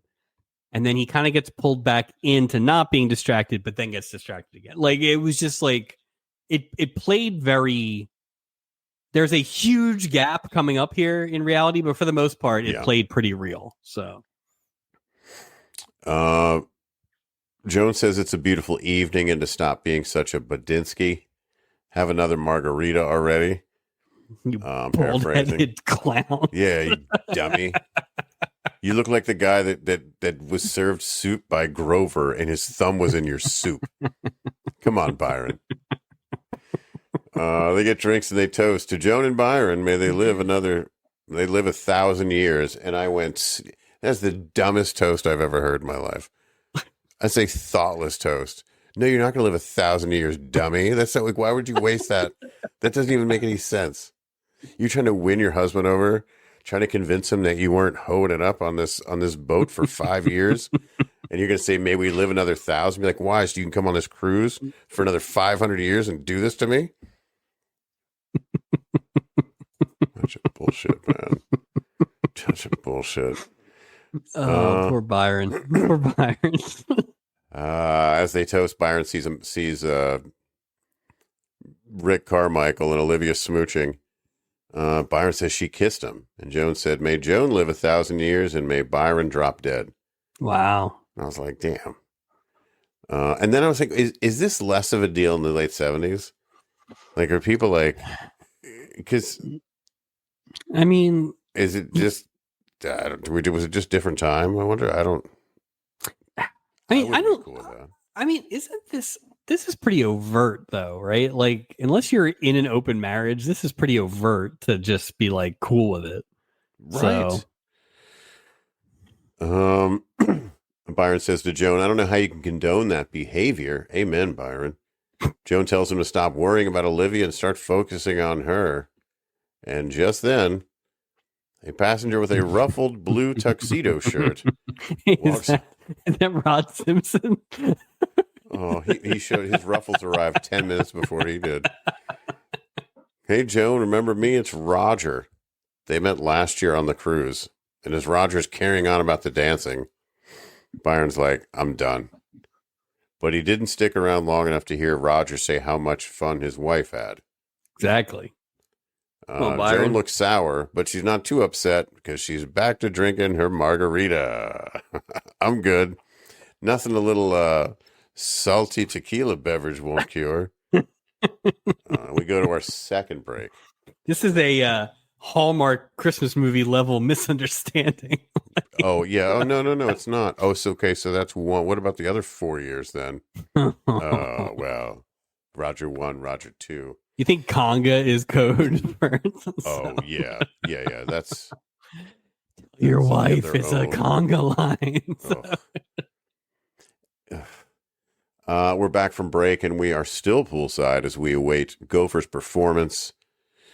Doc says he talked to a few people, another line from Doc here, and he can safely rule out any sniper fire. Right. Julie says it's no big deal because Gopher's performing a very simple song. Just as she says that, lights go down. It's Gopher time. He enters the outdoor stage with tuxedos with ruffles, a pink jacket, and a pompadour. He's doing Mac the Knife, but he's he's really vamping it up. He's being a caricature of a Wayne Newton type entertainer here. Stubing's doesn't look too happy. Although Gopher starts touching Stubing's head while he's singing, which made me laugh a little bit. The crew's laughing. Gopher's now up on the ledge of the pool. Stubing's now smiling a little watching him perform. Performance is over. Stubing stands up and starts clapping for him. And here's where I think it gets confusing. Stubing congratulates Julie and says that for a while there, I didn't realize that he was putting us on. Julie says he thinks that Gopher was kidding. Doc says everyone does. Isaac said maybe he was putting us on. But none of them want to ask Gopher if he is or he isn't. And I wrote, what is happening here? So I think the theory is that he's doing some sort of alternative comedy, absurdist look at lounge singing. Welcome David Cross to the ship. Yeah, right. So, yeah, I don't. Okay. So, I mean, I guess that's possible. I mean, it seems like every act we've seen Gopher do. So for 3 years, but what, they weren't entertained? Like, wasn't he asked to put on a show? Yeah. Right, performing, and I just thought it was weird that anyway. All right. We see Gopher with a group of passengers. They seem to enjoy what he did. Stubing walks up, tells him that was, quote, impressive work, my boy. Still confused. Janet and Henry are dancing. Music changes to an upbeat number, and they leave the floor. To the lambada. Yeah, they don't want those forbidden dances, too. They compliment each other on their dancing abilities. He says he invented the waltz, and he gets royalties, and he owns the ship. He says they laugh and they walk away together. He tells her that he feels comfortable around her and that he wasn't sure if he would. She asks why. He says he was afraid. He's never taken a risk in his life. That's why he secretly sent her flowers for the last 43 years or whatever it was. Janet says, neither have I. And that change is frightening. He says, so is staying in one place and a smooch. Classy smooch. Yep. Classy smooch. Well, weird if it was like an aggressive smooch. That would have been unbecoming or of if he was like, Florist. What's his name with the humming? Huh. Huh. You know, the robot. Robot can't go in the pool. Gene Rayburn? Yeah. Huh. Weird humming makeout style of Gene Ray. Huh. Joan says, I guess I owe you $3. That's one of your waltzes. I thought that was funny. She asks if he'll take a check. He asks for ID. They smooch again. She now owes him $6. If we're keeping count. Doc and Julie are exiting the elevator. Doc is amazed that Gopher is now a, quote, romantic heartthrob because of his singing. Julie tells Doc about Mrs. Latham and how she received a single white rose every day they were married. Love this, and I like this story crossover here. He died 3 years ago, but made arrangements to keep the roses coming. Doc says, I have a similar arrangement with my ex-wives. I send them alimony checks every day, he said. Hey, yo. And I was like, did he mean every month or every day? I mean, he's got 4 ex-wives, so. Probably, yeah. I mean, that's, you know. I feel like Doc had poor legal representation, I feel like, so. That's why he's in international waters most of the time. He's trying to I would say there's a plus 50% chance that we meet Doc's divorce attorney at some point. Oh God, and that he's quote bumbling. I hope he's like, I hope it's Harvey Korman. Just let it be, or Tim Conway would be great. Byron's in his cabin and he's pissed. He tells Joan that if he wasn't here, she'd be in some conga line with Roger. Joan says that Roger and his wife and I had fun. Remember, we used to have fun. Byron says your sister's out there having fun. Joan defends her by saying she's a very outgoing person. I guess that's one way to describe what this is. She says she likes people, especially men, but that doesn't mean she sleeps with them. Okay. So it's weird. Joan and Byron go to sleep angry in separate beds. It's odd that there were separate beds in a cabin shared by spouses. Right. And to your point, they also go to bed angry. Yeah. You don't want to do that. Never. That's what I always say. Never go to bed angry. But never. But I'm sure they wake up angry because we didn't see any scenes in between. There's nothing to lead us believe that they're going to be in a better mood the next time we see them. Exactly. And yet they were in the very next scene. We see Joan and Byron walking back from breakfast, arm in arm, as happy as clams. Apparently they had breakfast with Roger and his wife. I go, is this that the same seems like Joan a and big Byron from a minute ago? Like, that seems like a big scene that you could have put in there, right? Like to explain, have to establish it like verbally. Oh, that was a great breakfast with. Right. Show us. Don't tell us. Show us. Yeah. Byron says he takes back everything he said about Olivia. Just then, Dusty Springfield leaves Olivia's room with last night's ruffles on. That guy has been ravaged. Just this poor guy. Byron is mad all over again, saying that that's how Joan and her sister act on cruises. Joan says that whatever Olivia does has nothing to do with her. Asks her how many other conga lines have you been in and how many cruises has she been on, and walks away. Yeah. Joan has nothing to say and looks at the ground. Yeah. Here comes old Faloozy Olivia. Joan talks to Olivia, tells her that Byron saw Dusty Springfield leaving her cabin.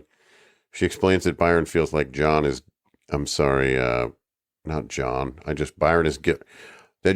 guilty by association. Olivia apologizes, says it's not her fault.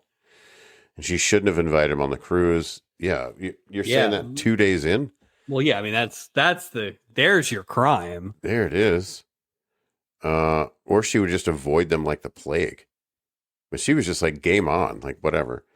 Thought maybe he'd be different on the ship. Olivia says that Byron is Byron.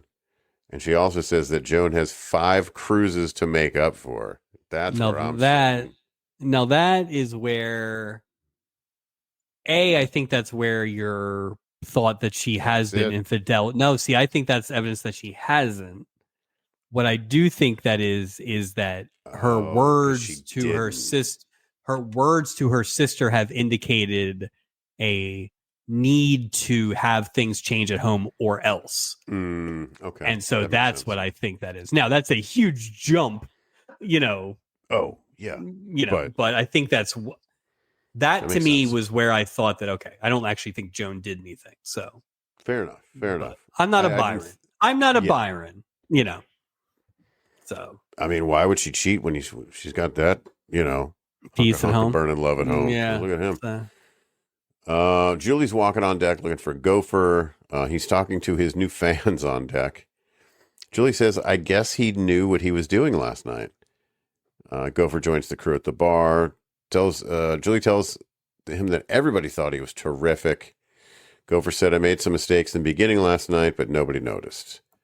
Gopher says he'll talk to Julie later about adding some backup singers to really jazz up the act. Then Gopher's back to talking to his new fans. He signs a bev nap for a little kid, which made me laugh. Here you go, kid. Here's a bev nap. It's just... Where are they going to get backup singers from? If they could get backup singers, they would have gotten a regular singer. Saying he wants Doc, Isaac, and Julie to do it. The Dream Girl. The Dream Girl backup singer. We see Janet and Henry pouring coffee by a giant window. Is this a new set? I don't know where are we? What is this? Oh, you are going to be very excited about the new set next week. Oh, that's good to know. I have not. Yep. Henry's talking about the language of flowers. Yawn. Give a crap. Okay, somebody researched flowers. Good job, everybody. Jeez, great. Great. Somebody pulled out the World Book this week. Yeah. White Rose stands for pure love. He asks her if he's worthy and hands her daily white rose. Well, of course she's upset and she leaves, bro. You're trying to put the moves on her. You're like, oh yeah, here Dick sent you this from beyond the grave. Let's go have breakfast. Like, what do you think?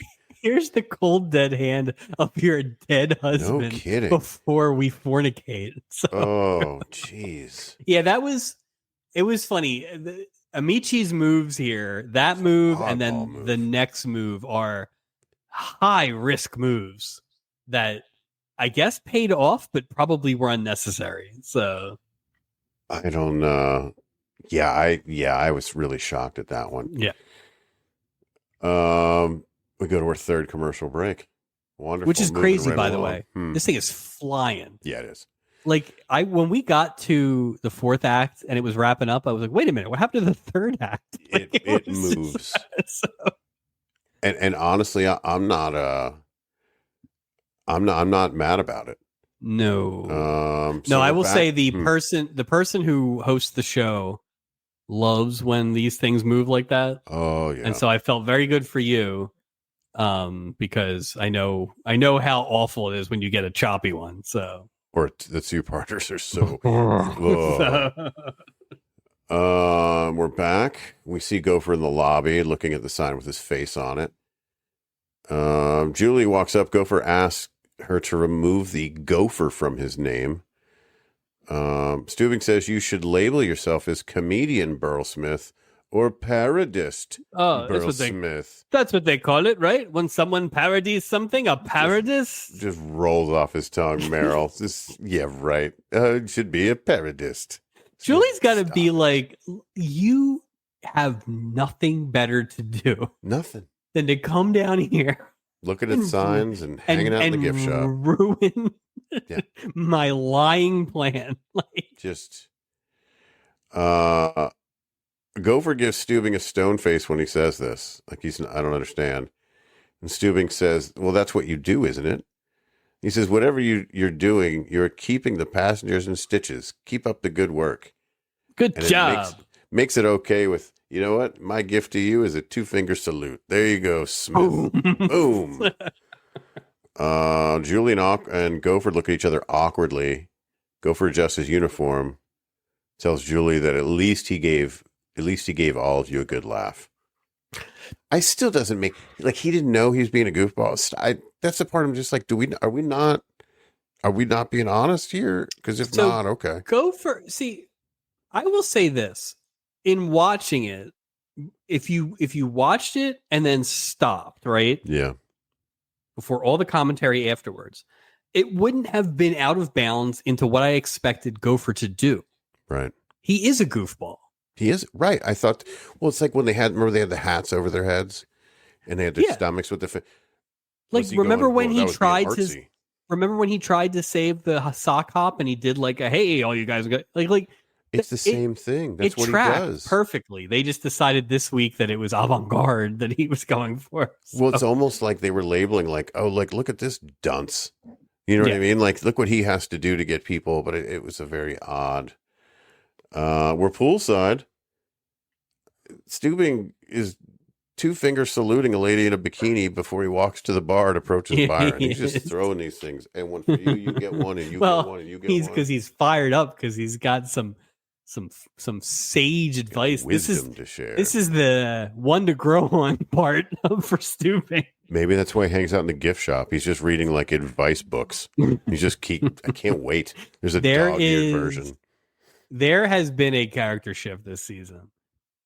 In they are loading him up for Vicky, that he is going to be this wise, like sage person who talks to cast members that he has not interacted with before or since in the episode. He's a people whisperer, basically.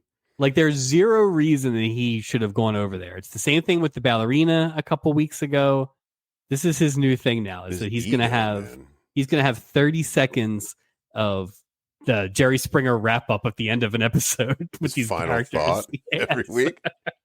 I even wrote, take care of yourself and each other. Just to finish it with, boom. He would have had a great podcast. You know what I mean? Like Stubing's Corner, and he's just telling stories about donuts. That's what we should do. We should do a Stubing podcast. Oh God. As Stubing. Just dueling Stubings. We're not even asking questions. We're just yelling things out in Stubing's voice. 4-hour episodes. We talk about the new Big Beautiful Bill. Also donuts. 3 p.m. or 2 p.m. Huh? We'll take your calls live. Why not both? God, he's dead. He would be perfect. In uniform. That's what it would be called. In uniform with Meryl Streep. I even wrote, I wonder what pearl of wisdom Meryl's about to share with Byron.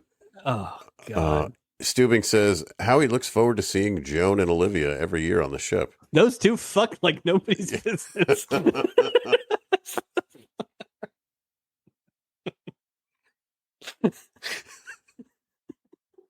Like a couple of rabbits they are. Did you meet Bunny last week? Yeah. Tells Byron that he must be pretty special to give his wife the freedom to go on cruises. He's going to play some voodoo with these guys right now. Yeah. Like he's been watching the episode. Like just, I'm the puppet master. Look at you. Have you been working out, Byron? God, that's right. Rats. Boy, I tell you, it's not like your sister-in-law had some man walk out of the room last night. Stubing says, all men can be possessive. That they lose the one thing they're trying to hold on to. And he says, there are very few enlightened husbands. And pats Byron on the back. Like, this is his second Byron, like, how do you know? How do you know? Right. I'm friends with Stacy. Yeah, dummy. By the way, the backup move to the two finger is he loves a slap on the back, like a tight. He's a like touchy. I don't like that at all. So real Navy man. I feel like he's that kind of guy. Like if he shakes your hand, he's gonna like pat your hand with the other hand. You know those people that do like Mandela used to do like a 2-hand shake when it's like a 2-hand. Yeah. It makes me nervous. Well, my guess is he overcompensates his handshake because of Stubby. Like you can't dead fish in Meryl Stubing. Imagine that's his fatal flaw. Is all he can do is dead fish. That's why Stubby's never been back on an episode. I can't even look at this son of a bitch. Can't even shake a hand. Byron walks up to Joan and Olivia as they're sitting at a table with two men. Again, two men. It's having drinks with.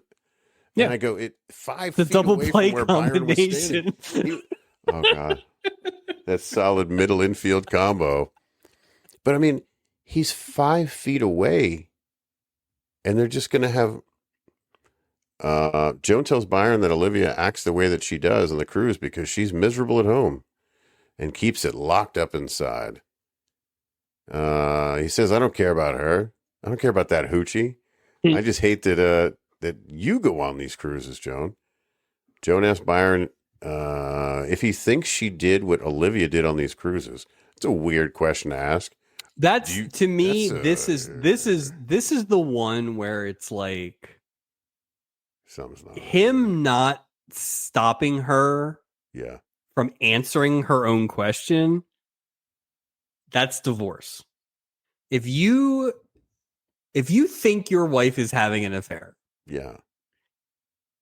multiple years on this boat, your marriage same day every year. Sure. Your marriage is over. It's done. Like for all intents and purposes, your marriage is over. So the move for Byron, cruises. So Byron either should leave her, or when she says, "Do you really want to know?" and he's like, "No, I don't want to know. I trust you. I'm just all frustrated by seeing all this," or something like that. But by letting her answer, that means he thought she was having an affair. Well, her answer was that she said she hadn't, but there were plenty of opportunities, which is a weird way to like ice a cake after you've already answered the question. And then just to ice the cake, then you put some sprinkles on it because it's like it would have been dangerous. Yeah, it would. Oh. What the hell does that mean? I don't know what.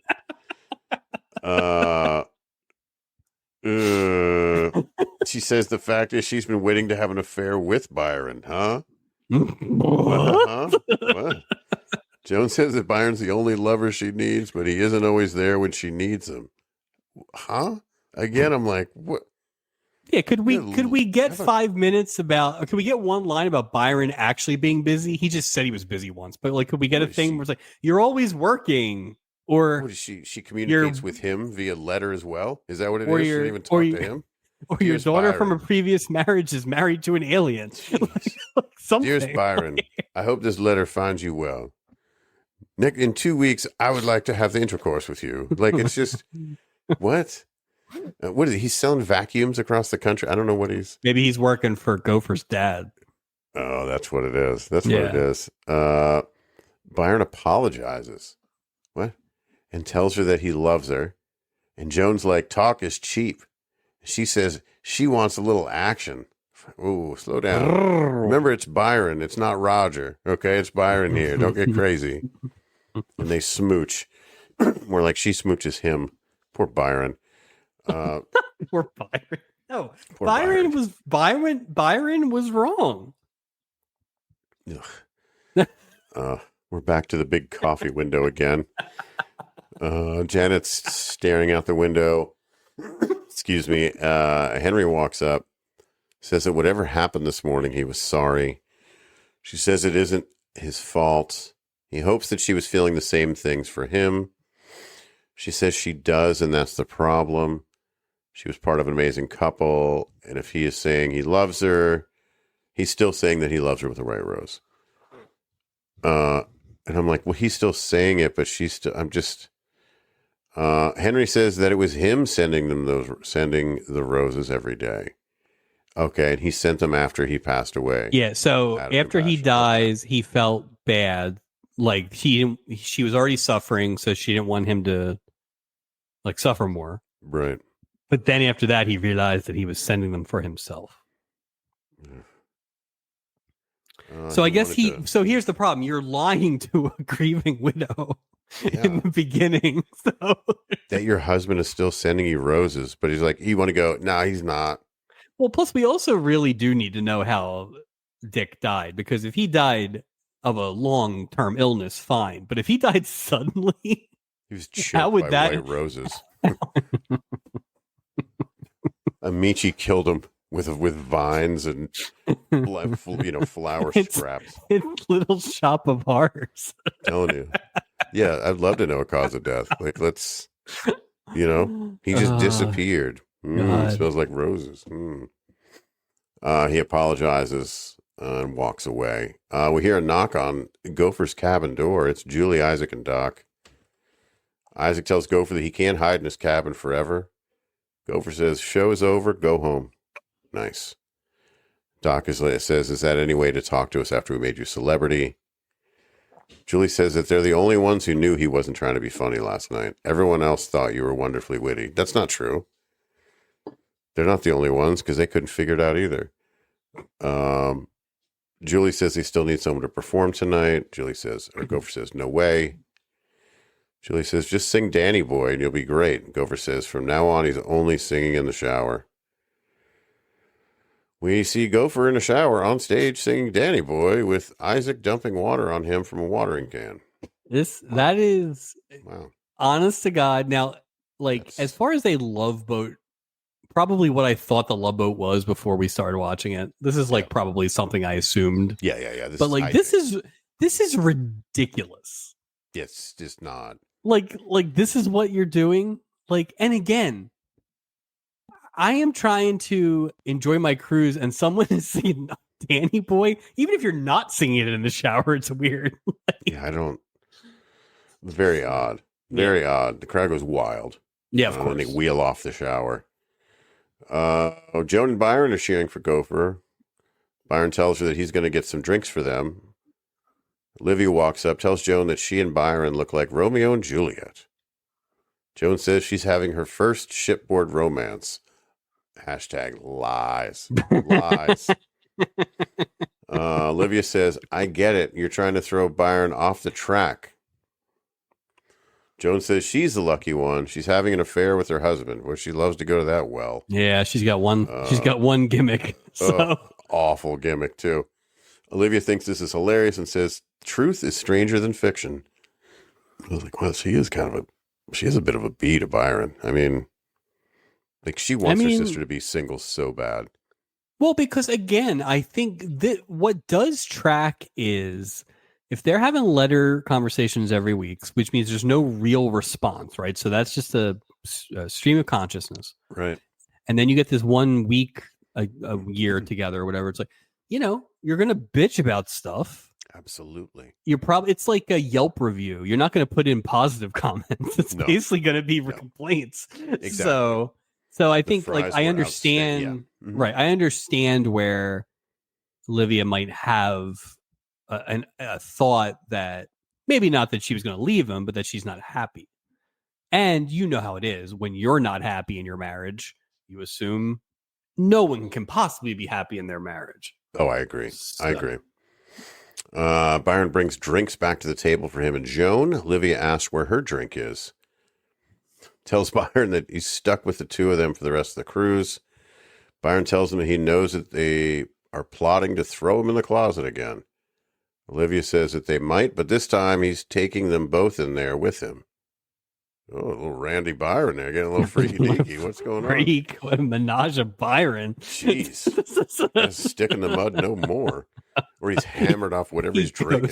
He goes the complete opposite way. He's banging both of you. He's banging Roger in the conga line now. He's just gone crazy. He's insane. Just with anybody moving. Doesn't even matter.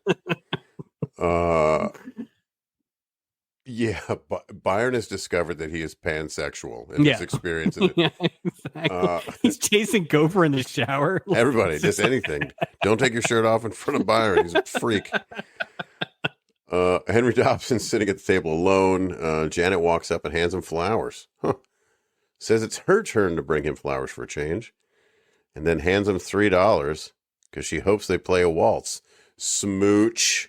Yep. Love it. Love it. Well, it's funny because he's upset because I guess whatever flowers she bought, daffodils, I think, are kind of just like a let's be friends flower. But she's like, that's all they had in the gift shop. And I'm thinking, yeah, they were out of roses because that freak last season bought all the roses. These flowers mean I killed my husband and I might kill you if we get too close. What? Nothing. They were out of roses. That's what I meant to say. We go to our what final. If she was sending the flowers to herself the whole time to make cause other people feel rift. like somebody loved her? Yes. Oh, she's all about appearances. Final commercial break. All right, let's wrap this sucker up, Mike. Isaac saying goodbye to Joan and Byron as they walk down the stairs, arm in arm. Joan says that her cruise was much better than usual because Byron is there with her. Love it. Love it. No, all right, whatever. No Olivia though. Where'd she go? Where'd she go? Why didn't she get a goodbye? She's with, Johnny Singletary out. She's already in the van with Dusty. Greg Cagney. Yeah, she's already out there. I have named all real shortstops, by the way. You're picking video game shortstops. Yeah, I'm just picking Randy Valverde. Janet and Henry are talking about the meaning of flowers as they leave the ship. Janet makes a comment about what a florist's wife should know about flowers. Again. Bing, bing, bing, bing. Boom, another strong old storyline. That is 5. So the streak is over, but we are 5 out of 5 episodes now, marriages or engagements. Congratulations. That's it. Julie presents Gopher with a gift. Julie wants to thank Gopher. Oh, it's a wetsuit tuxedo for when his shower show hits Vegas. Okay. So I know you had issues with the sign, the quickness of the sign for Gopher's act being made, which makes sense. She just drew on this wetsuit. I'm sure there's plenty of wetsuits on board. Oh, you think? Like, because this felt like she invented Amazon. Like, how the hell did she get this delivered so Temu. fast? Yeah, where did it just come from? I think Like, she just drew it on with chalk. is it invented? I don't know what. Yeah, that was just I didn't buy that. No, I wasn't buying that. And that wraps it up. All right. Totals and recap. Currently, best episode is episode 1. Worst episode is episode 2. I think this falls into the category that we've had the last few episodes, which is this at least had one good storyline.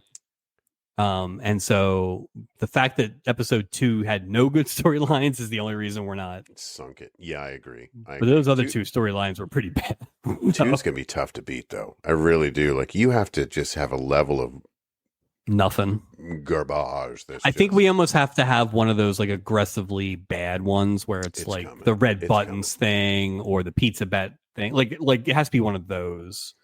Because I didn't hate any of. I feel like you hated the Byron stuff a little bit more than I did. But like I didn't hate any of this. But it certainly wasn't like. Well, keep in mind, it was confusing. Some of it.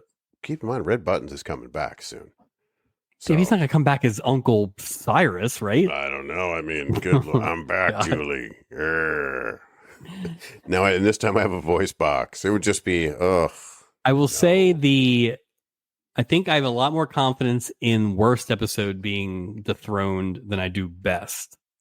100%. The further we get away from episode 1, the better that thing was, and I will be curious to see how it goes. So I can't argue with that. I will also be curious to see if, and this is not my favorite way of doing it, but I will almost be wondering if the 2-parters are going to become the best episodes. Like, are they saving all their good stuff for the 2-parters? Well, I think it's tough. It's because you have more opportunity to excel. Yeah. Or you have more opportunity to really fall on your face, too. Yeah. So I think it's... Well, we got one coming up in a few episodes, believe it or not, already. We'll see what happens. We have a pretty good streak here where it's like next week it's Don Knotts, and a couple weeks after that it's Vicky. Then there's a 2-parter that involves the Dallas Cowboy cheerleaders. We got a lot going. We got a lot going on. So, Captain of the Week. You know, it's hard for me not to give co-captains out to Martha Scott, Don Amici. I thought they were both amazing. If I had to give it to one of those, then I think I would probably give it to Martha Scott. Yeah. I thought she was just amazing. You know, just strong. Yeah, those two were great. And it was almost immediately. Like, it was just that thing where I was like, wow, this just feels too good. Absolutely. For the Love Boat. Like I'm not comparing or deciding yet if they were better than Lauren Green and Mrs. Roper. I'm not. That's tough. But those guys are TV actors doing really good TV actor stuff. Whereas this felt different. Right. And it was just, it really didn't feel like it was part of the Love Boat.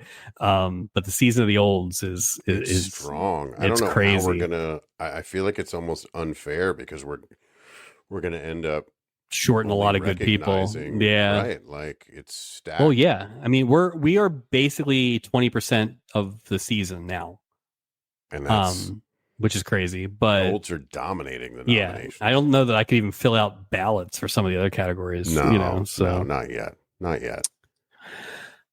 Worst of the week. Joan freaking Horner.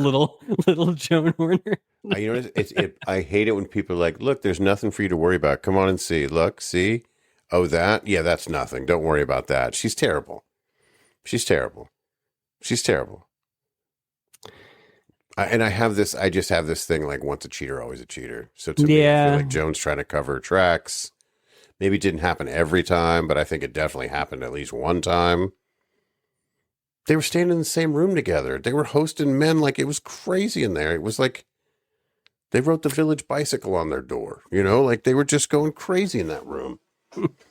They were, and if they were different rooms, then I'd go, but I can't separate the behavior. If Olivia's going to have a guy staying over, where's Joan going to go? It's the same room. She's going to have, Dusty Springfield's best friend Andrew McCutcheon over, and they're gonna, it's just gonna be.